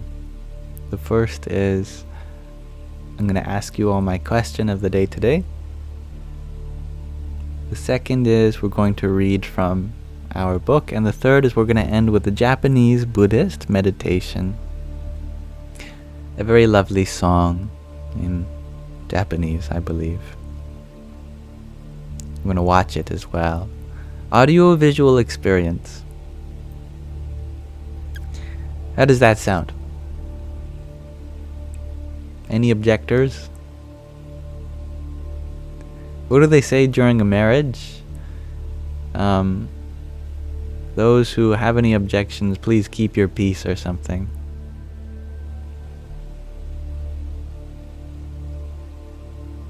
Okay. My question of the day for you all, if you can read it against the background, is, how do you open the heart? And that's it, Michael. Speak now or forever hold your peace. Thank you. Thank you, Sarah. Hookie, Allison as well. You all know it. That's amazing. It's funny how we all just know these things. But speaking of marriages and opening ourselves up to new experiences, how does one open their heart? Small fries and a shake. I cannot help but giggle at your name always. Forgiveness. That is the way. Apple user, you share. Wait, what? Was I supposed to know? Yeah, this is Life 101. Don't they teach you these things in school? Probably not. Well, in biology class, they give you a scalpel and a frog, and you open the frog's heart maybe, but how do we open our heart? Preferably in a in a non-invasive way. Sarah, you share a burrito.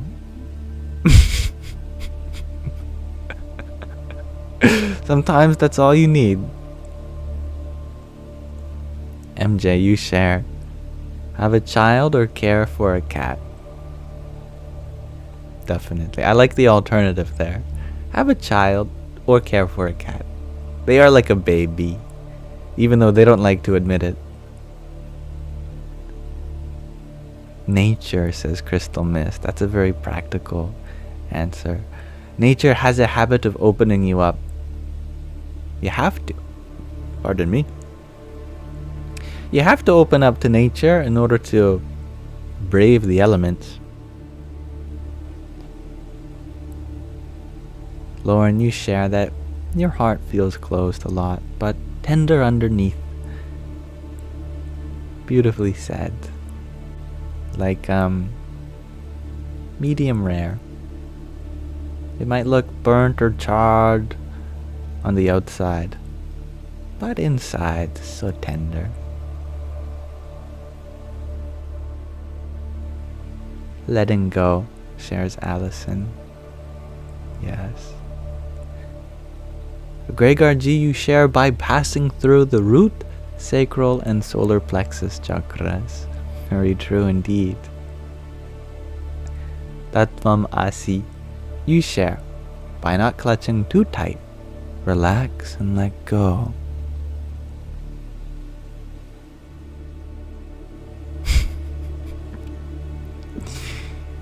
Watching a sunset, shares MJ. Oh, that's a very opening, healing experience. Another day has come. Night, and then another day shall follow. Hello, user 025. Welcome back. We come here, says Cookie. Well, that makes me happy that you feel like this is an opening space. It is open to you. Whether you are open to it is always your business. Crystal Mist, you share, you bless and release what does not bring you peace. That's so beautiful. Where did you get that? Give me more of that. Like that meme of someone banging their wallet down. I bless and release what does not bring me peace. That's a good mantra. Childlike wonder, shares Allison. I love that. With feelings, I guess, says Anthony. Your guess is very good, I think. Hello, Marlin. Heidi, you share that you listen to others' pain. I like the after. It's honest. Kevin, you ask, does beer open the throat chakra? I think it does. Yeah, definitely. But then the next day, it closes almost every other chakra.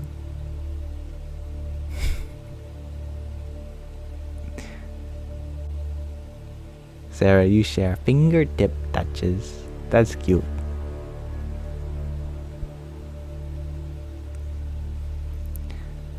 Curl up in a ball, says Apple user.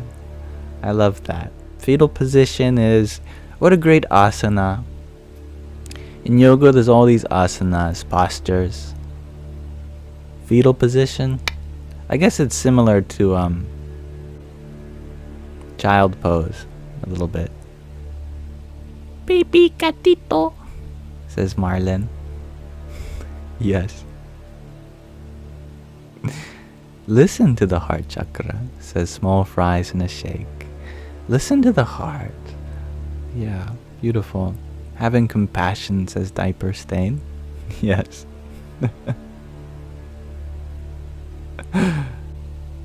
Open your heart, says G2 Infinity, with a sledgehammer and a crowbar. Oof. Getting out the backup weapons. Yeah. Need the jaws of life that the fire people use to open up houses.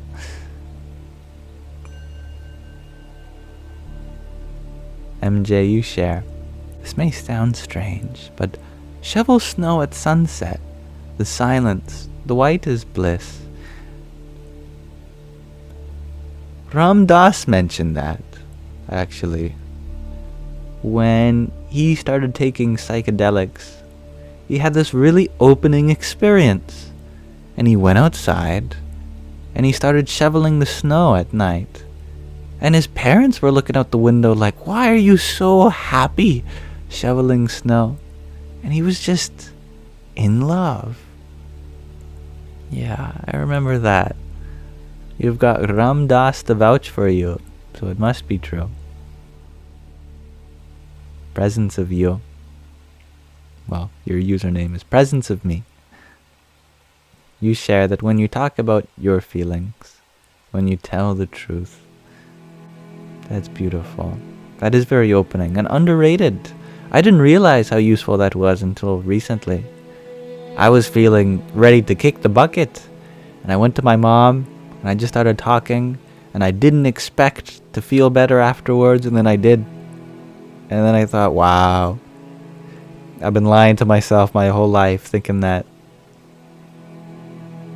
just talking about it isn't going to solve the problem. But the good news is that the real problem wasn't what I was talking about. It was what I wasn't talking about. Aniki, you share that you open your heart with love and hugs. I love that.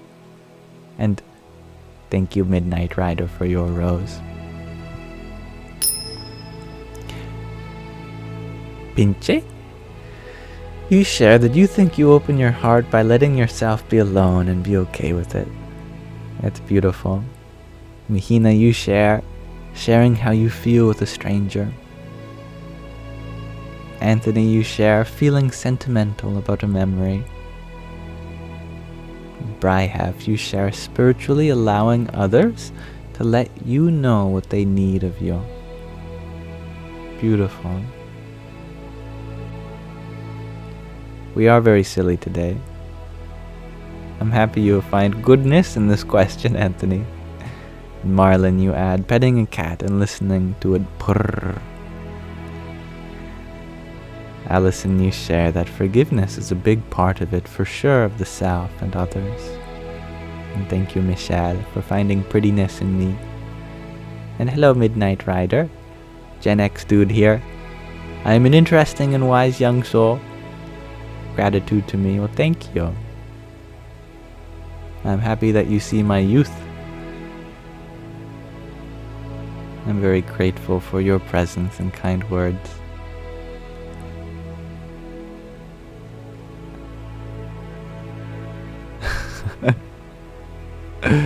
Gregor G, you had mentioned, no way, you were playing this chord progression on the strings of your guitar. What the what? That's so sweet, and I love to imagine you playing guitar while you listen to this live. That's a wonderful image. You live a very eventful life, I gotta say. Chasing cows, scavenging for gems. Apple user, you share that stretching can help a lot, you guess, for an actual physical feeling. Definitely. Kalimakis? Kalimakus. Kalimakus. I'm glad you added the pronunciation. You had asked, are there soulless avatars on Earth? By definition of avatar, no. Avatar comes from the Sanskrit avatarati, which means he or she or it descends. What is the descension of? Of the soul, of Paramatma, the higher self, coming into a body. Without Paramatma descending, without taking avatar, that descension, the body would just flop. That is why when the soul ascends again, the body does that. It flops. Like those got milk commercials. The soul is what animates the body. You cannot have any movement without the space for that movement to occur through. And Lauren, you share you can also open the heart through tantric practice with another human. Indeed, it is sad at the moment of climax. Ooh, here's some tantric practices coming from me. If you focus your awareness one-pointedly, halfway between the poison and the fire, you will become enlightened. What is the poison? What is the fire? Well, I'll let you figure that out. But halfway between the two of them is the heart. So focusing on the heart at the moment of great ordeal, you will surely awaken.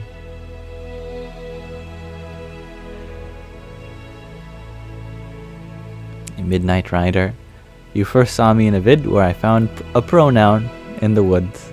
That was brilliant. Thank you. It's very sweet. I did like that video. I'm happy you liked it too. Lauren, you share that you like to open your heart through prayer. And Jamie, you open your heart every time you sing.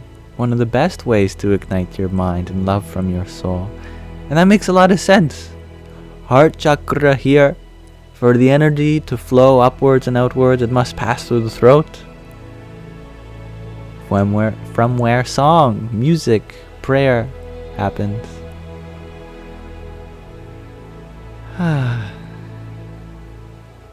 And I am very excited for my trip to India, RD. At Midnight Rider, you share that you open your heart through creating. That's lovely. Steve, you would like to hear my real voice? Okay, here it is.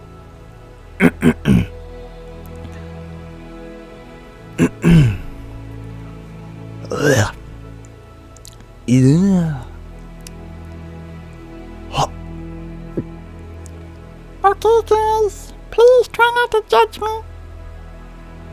You know, this is what happens when I just speak normally. You know, I hope that you don't judge me. Please accept me how I am.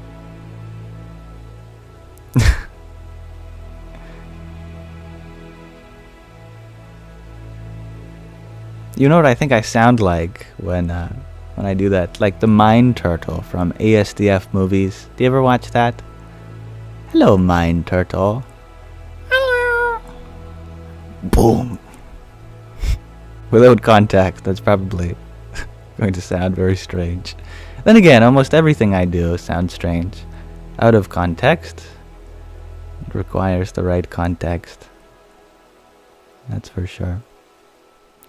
And Viri, you share that puja / abhishek really helps you open your heart to Bhagwan. That's beautiful.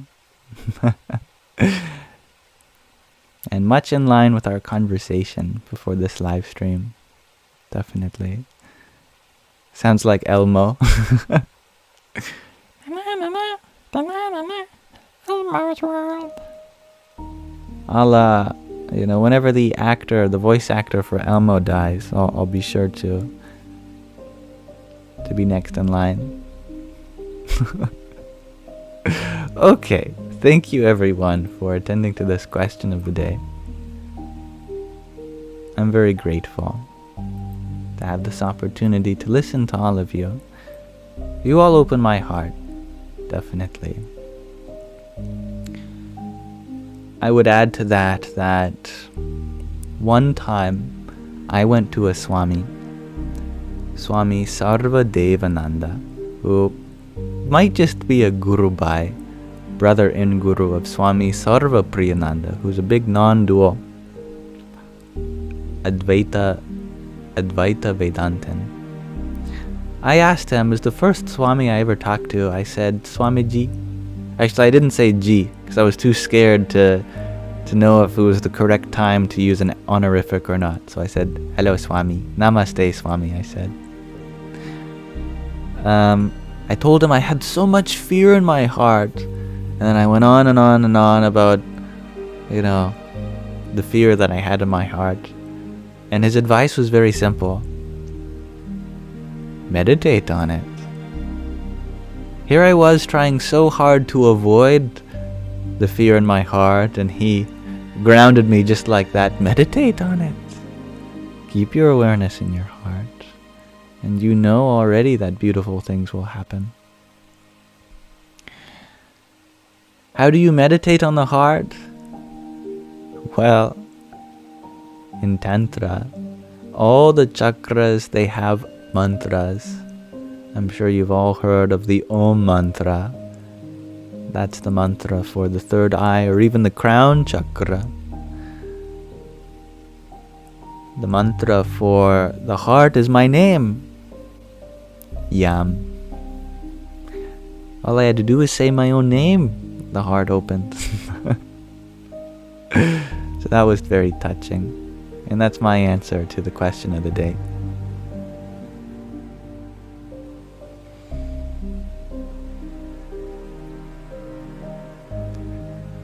Thank you, Matt, for your heart me and pair of roses. Jai Sitaram. I'm still live, indeed, Tryptamine. Hello again. So, Craig RG, you shared that your late grandpa called you Elmo when you were but a wee lad. You thank us for reminding you. That's awesome. Elmo.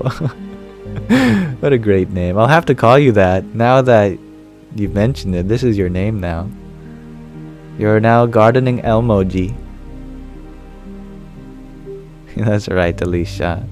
I have had a definite period of transformation within the last few years, both in my internet personality and in my personal life. So, and I'm very happy to be growing, not stagnant. Tryptamine, you share that you're writing a song right now, and you have these lyrics that you'd like to share with me. That's wonderful. I'd love to hear them sung. Maybe if you want to send me a voice memo on Telegram, WhatsApp, or Instagram, I'd love to hear it rather than just read it. But if you're too nervous, you can share it as well. Oh, they will be sung all right just in time. Good.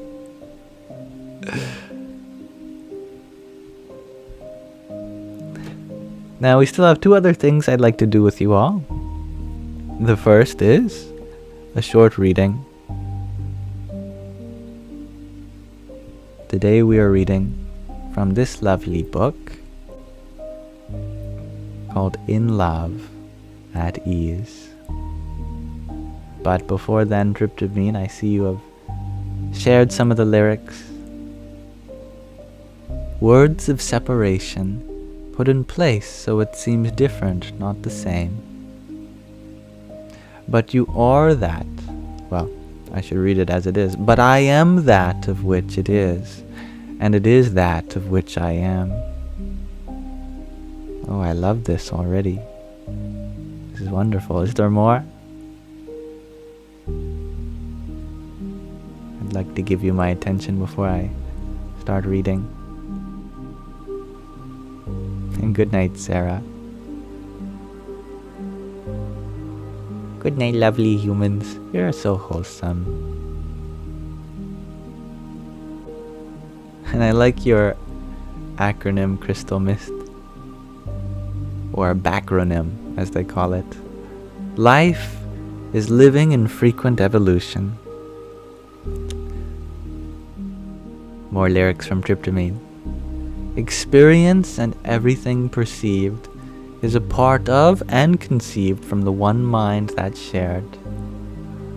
Oh, this is good. And it is all coming out at the right time.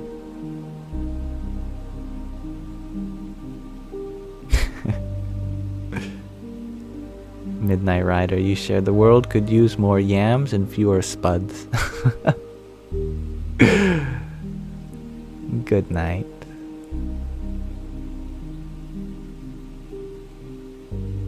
Much love to you.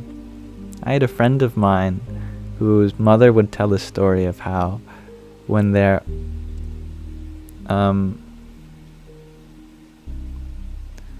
sister was being born, there were all these girl names being recommended, and then the mother said, what if she's not a she? What if it's a boy? And he said, well, I guess we'll just have to call him Spud. And I think about that. Tryptamine. More lyrical miracles you share. That's all you've written right now. But there will be more, just when the words come to you. Beautiful. You cooked, says Greg RG. Yes, you did. And I'd like to read them all out now as well. Words of separation put in place, so it seems. Different, not the same. But I am that of which it is, and it is that of which I am. Experience and everything perceived is a part of and conceived from the one mind that's shared. It's beautiful. I'd love to know the rhythm and lyrics. I got the lyrics. The rhythm and the melody behind them too. But yeah, how beautiful. Thank you for sharing, Tryptamine. Okay. Let us read now from In Love, at Ease, Everyday Spirituality with Pramukh Swami. And that's very funny, Alicia. I feel you there. Let's see, where are we? We are discussing from the third part of the second chapter, In Love, part 3, Parabhakti, the highest kind of loving devotion, which is loving that source energy, God, and spiritual teacher, Guru. Swami Shri exemplified that. Amidst his love for everything else, we were discussing simple acts that he did out of love for God and Guru.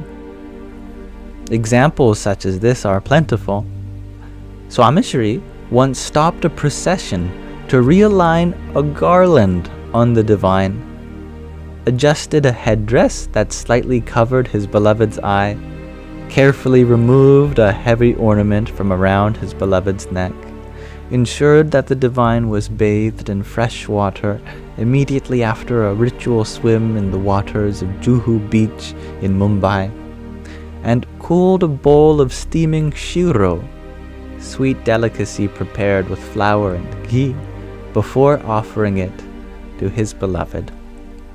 It was this intimate human care and attention which represented his bhakti, his loving devotion for the divine. Swami Shri was not serving a murti, an image of God. Rather, he was serving God. It was understood by his attendants and bhaktas that Swami Shri would never complain about personal inconveniences, but would immediately point out a small oversight in the seva, the selfless service of the divine. Swami Shri served Hare Krishna Maharaj, the name for his image that he served, through his mind, man, or intent, actions, karma, and words, vachan. It was this complete submission to the divine that inspired millions to fall in love, following in his footsteps. Hello, Small. Swami Shri was adamant on accepting or using something, even as simple as a pen, only after it had been offered to Hare Krishna Maharaj. Swami Shri would often say, "Anything that you bring for me must first be offered to the divine." If Hare Krishna Maharaj has not sanctified it, I have no interest in using it. I too was once found guilty of not obeying this. Swami Shri was in Nadiad, Gujarat. I was traveling with them and serving with his personal attendants in the kitchen. Swami Shri was having breakfast while I was learning how to make a savory, thin, pancake-style food item called budla, or chilla, out of besan flour. It is a tricky delicacy to prepare for a novice. The batter is thin, and the spices, coriander and green chilies, make it difficult to spread it evenly on a pan. The sadhu, the monk teaching me, was patient, and I was determined. I wanted to serve a perfectly round budla to my guru. After a few attempts, I finally produced a passable one. I carefully folded it into fourths, put it on a plate, and rushed to Swami Shri's dining hall. I zipped in through the side door and held the plate in front of the sadhu assisting Swami Shri. Anand Viharidas Swami, whose eyes silently conveyed, "That took you long enough." Swami Shri looked at both of us and raised his eyes at me. "Did you offer this to Hare Krishna Maharaj?" I answered, "Yes. Well, not this one, but I am sure there are cold ones in his tal, ritual offering of food items to the divine." Swami Shri looked at me and said, "So, I should have this hot one, while the Lord of the three worlds has a cold one? Perhaps leftovers from an hour ago?"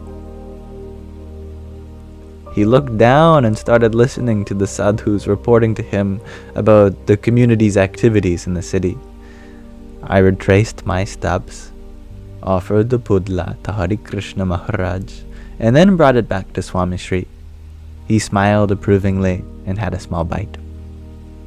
Swami Shri's insistence on offering anything and everything to the divine before accepting it became a lesson in love for all of us present in that room on that day. And that's right, Heneki. The sound does come through the earphones. I'm not sure how it would come through the microphone. Actually, microphones do work both ways. A microphone circuitry is very similar to the circuitry of a speaker. I learned this the hard way one day, plugging in a microphone into the speaker jack in my computer, and then I started hearing music come through my microphone, and I thought, oh God, I'm definitely destroying the thing. And you can also plug your microphone into, your headphones into the microphone jack, and if you speak loudly into it, you will be able to have a signal be picked up, but a microphone requires amplifying. Much like how some circuits flow in one direction to perform one effect, and can flow in the other direction to flow a different effect, so too, as we read, just as Swami Shri attends to his source, energy, God, with love and devotion, that energy flows back to him in the very same manner. I continue. In love, one not only shows care and concern, but also respect. Swami Shri respected his beloved. He showed it in the most subtle of ways.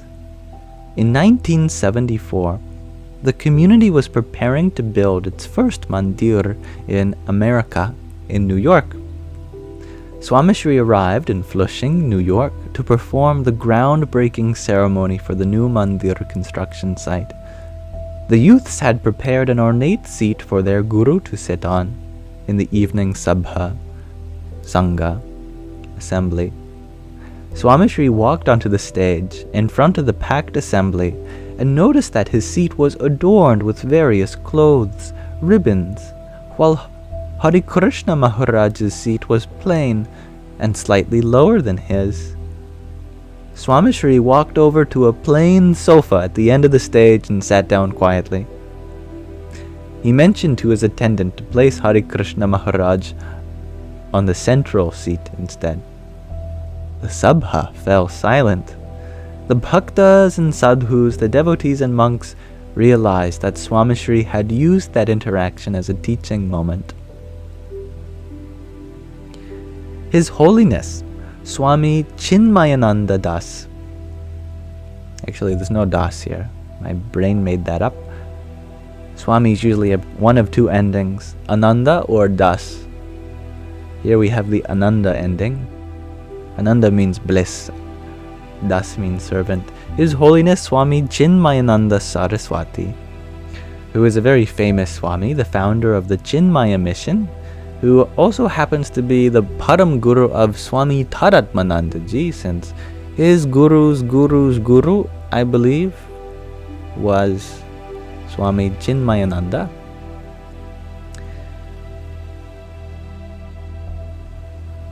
So, this Swami, the founder of the Chinmaya mission and one of the most respected Hindu leaders of the 20th century, had flown in from Toronto, Canada, to attend the celebration. He was so taken aback by Swami Shri's reverence and respect for the divine that he included his observations in his speech. Spiritual progress can only be attained in the company of a guru who is in communion with the divine. We just saw how Pramukh Swami's mind was focused only on Bhagwan Swaminarayan, his Ishta Devata. Through association with a guru like him, one can turn away from the material world and lose oneself in the bliss of the divine. This Maryada, discipline born out of reverence, was an important marker of Swami Shri's love for God. He would never walk ahead of, sit on a seat higher than, or let someone make an offering to him before the divine. If someone uttered a word to minimize the importance of the divine, Swami Shri would immediately interrupt or reprimand them. Once, while Swami Shri was traveling from village to village in northern Gujarat in 1972, the bhaktas in a small village decided to welcome him with a procession. The summer sun was scorching, but Swami Shri patiently participated in the bhaktas' plans. Throughout the route of procession, the devotees had installed mechanical flower petals, such that when Swami Shri approached the gateway, the bhaktas would pull on a rope that would unravel a drape with flower petals. Unfortunately, the bhaktas could not execute their idea in a timely manner. 3 times in a row the flowers fell after Swami Shri had moved on. Aware of their earlier mishaps, on the 4th time, the bhaktas timed the tug on the rope earlier than usual. They misfired again and the flower petals fell on Swami Shri's attendant. Gyanpriya Das Swami was a bit annoyed. What a waste! They missed yet again some procession. Swami Shri cut him off mid-sentence. Gyanpriya, apologize to Hare Krishna Maharaj. How can you call that a waste? The flowers fell on you, and you are holding Hare Krishna Maharaj. In fact, just this one flower petal shower made the entire procession worth it. The flowers fell right where they were supposed to. Swami Shri insisted that Gyanpriya Das Swami prostrate to Hare Krishna Maharaj later that afternoon. For Swami Shri, it was inconceivable that anything offered to his beloved was being wasted. The reasoning was simple. While everyone's gaze was on themselves or Swami Shri, the Guru's gaze was fixed on his beloved. On another occasion, Swami Shri asked Gyanpriya Das Swami to prostrate 10 times before Hare Krishna Maharaj for making and offering an extremely sour kadhi in Durban, South Africa. even though the Guru effortlessly finished the sour kadhi in his own patar, his wooden eating bowl. Once, while Swami Shri was driving into Gondal Mandir at night, the bhakta driving the car honked his horn several times to get the attention of the security guard. Swami Shri became agitated and immediately scolded the driver. Bhagwan is sleeping inside the mandir. Why are you honking so loudly? How would you feel if someone honked at your door while you slept? Swami Shri's love was defined by his respect for God. He preserved a certain dignity for the divine, no matter the circumstances. And when that line was crossed, Swami Shri, like a lover in pain, felt distraught and remorse. And we'll pause our reading there for now. So thank you for listening with me. Very cute, wholesome, and profound, all at the same time. Hello, the readings lady. And thank you, Usha, for your finger heart and Rosa. Radhe or Radhe. And thank you, Bobby Su, for your finger heart. And thank you, Gina, for your rose. Cliche, you would like me to explain that last part. I will do my best.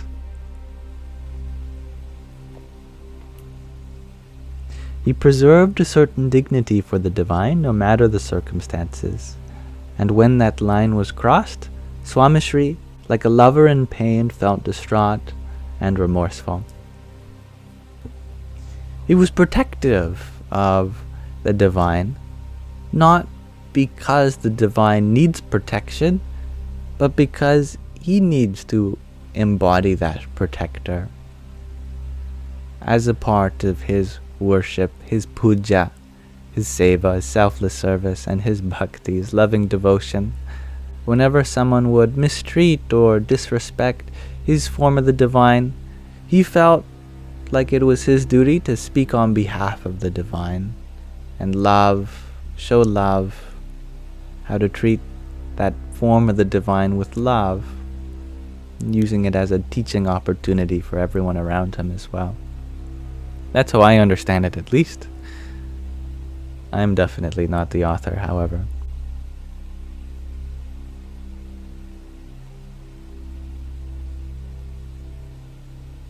I like your interpretation. Represent a higher frequency. I see the truth in that, yes. Okay, we're on to our last segment. If anyone wants to stick around before we end the Sangha, we'll be doing a meditation. Today we're meditating on a Japanese Buddhist song, and that'll be lovely. I believe that if I remember to turn the subtitles on, the lyrics are translated in English as well.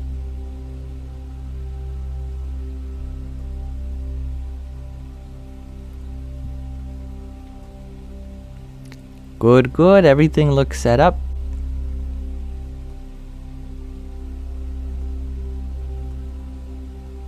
All right. Now, I am going to minimize the background music, which has been lovely so far, but I don't wish to intervene the beauty of the music that we're about to listen to.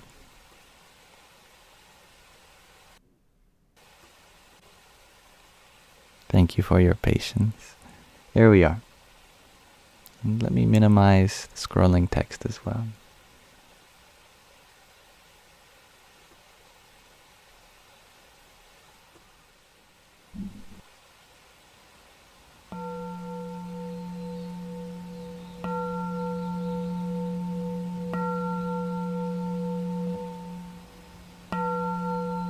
Kahanya haramita shingyo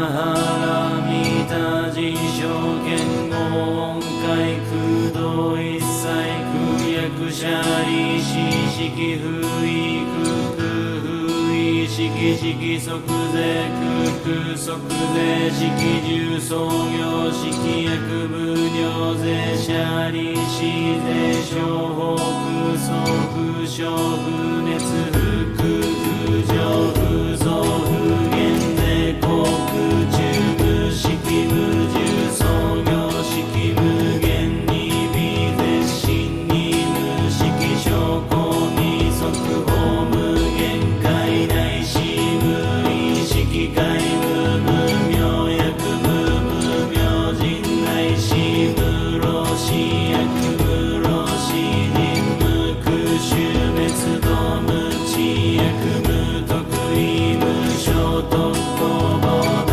サッタへ般若波羅蜜多高深無形下無形下公無空不音理一切天道無足行念反三税小仏へ般若波羅蜜多高徳はのくたら三脈三宝大高知般若波羅蜜多税大人衆税大名衆税無常衆税無東道衆道場一切空真実不公公説般若波羅蜜多収束説収圧ギャテギャテハラギャテハラソギャテボジソワカ般若心経マカ般若波羅蜜多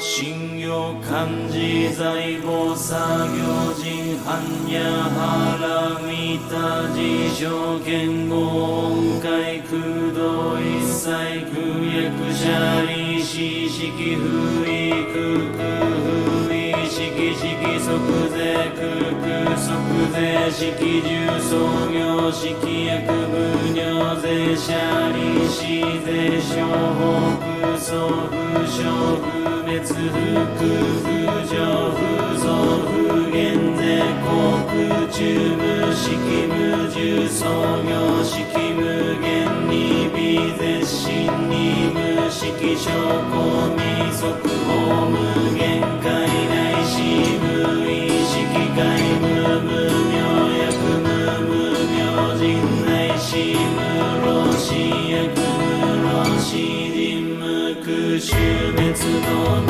知薬無得意無所得公募大サッタへ般若波羅蜜多高深無形下無形下公無空不音理一切天道無足行念反三で小仏へ般若波羅蜜多高徳はのくたら三脈三宝大高知般若波羅蜜多税大人衆税大名衆税無常衆税無東道衆道場一切空真実不公公説般若波羅蜜多収束説収圧ギャテギャテハラギャテハラソギャテボジソワカ般若心経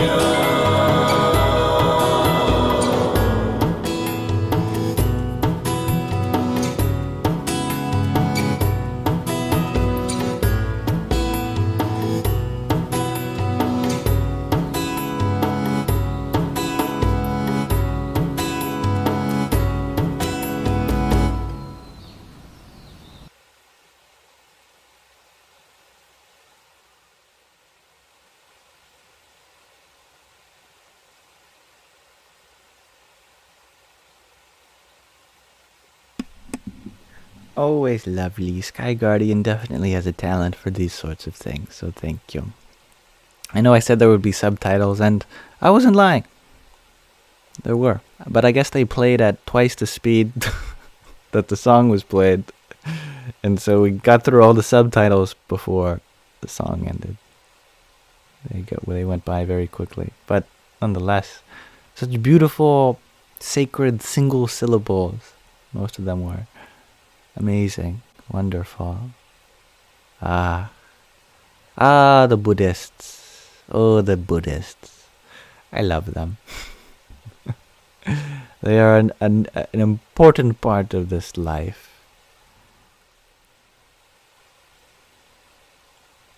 Now, you ask quite the question. Cliché. How do I not get attached to objects that are important or useful? Just accept it's temporary. Uh-oh.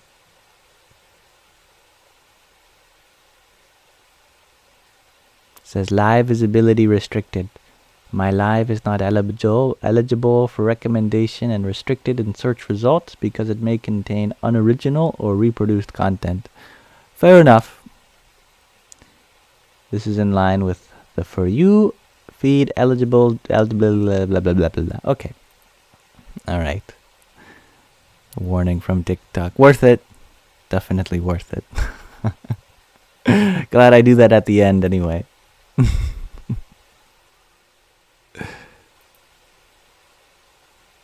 But yes, your question, cliché. Total unattachment is impossible, in my opinion. However, when we say be unattached, what we mean is be attached to the permanent. And what is permanent is that which is always pervading everything. Everywhere.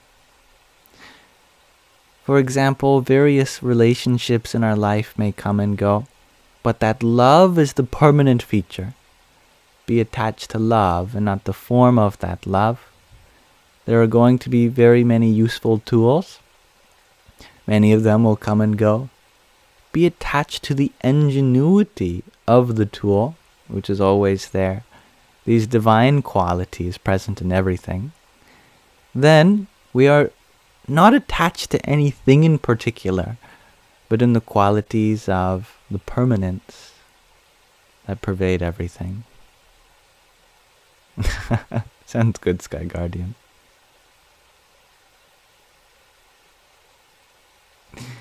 Goodbye, Gina. Thank you. And that's right. You can value an object without necessarily being attached to them. That's a great way of putting it. And thank you, Heather, for your pair of roses. Hari Om Tat Sat. Before I forget, let me put the scrolling text back up. Now we've reached the end of today's live stream. Pardon me. So, I hope you all have a lovely rest of your day, however long it is for you. Good morning, good afternoon, good evening, good night. Sounds like my tummy has something to say. My tummy says, you need to eat, Yam. I do need to eat. So I'm going to do that, and I hope you all take care of your bodies and minds also. Eat, stretch, drink water, go outside. Tell someone you love them. Call your mom. As always, I'll be uploading the recording of this live to my Yamsox Lives YouTube channel. And I've been working on revamping my program that I use to chapter the description, so it should be even more accurate. That'll be interesting. I'll be testing it out tonight. The first thing I'm going to do after I eat. Yeah. Don't get attached to anything. Just the ingenuity. Yeah, that's a great way of putting it, cliché. Call your mom at 6:40 in the morning. I'm sure if there was ever a reason to be woken up by as a mom, it is for your kids to tell you that they love you, and then you go, okay, thank you, love you too, now I'm going back to sleep.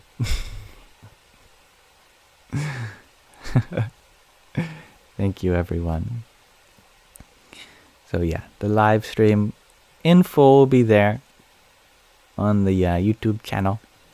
the Yamsox lives. First link in the link tree in my bio. Also on Rumble and Odyssey now that Sky Guardian has set up for us. Also there in the link tree in my bio. But let this be an offering to Sri Radha Krishna, my Ishta Devata.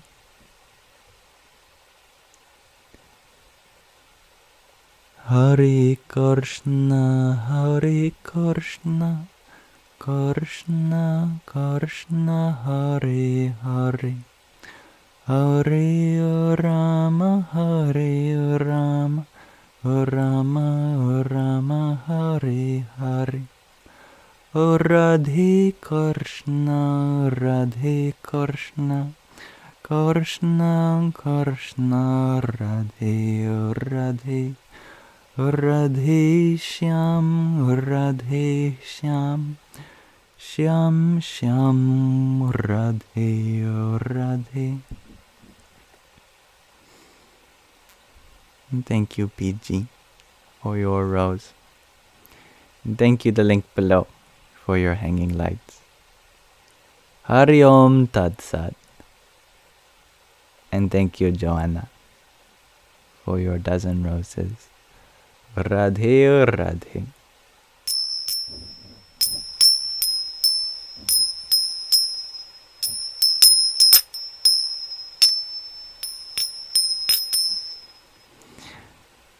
May you all have a wonderful rest of your present moment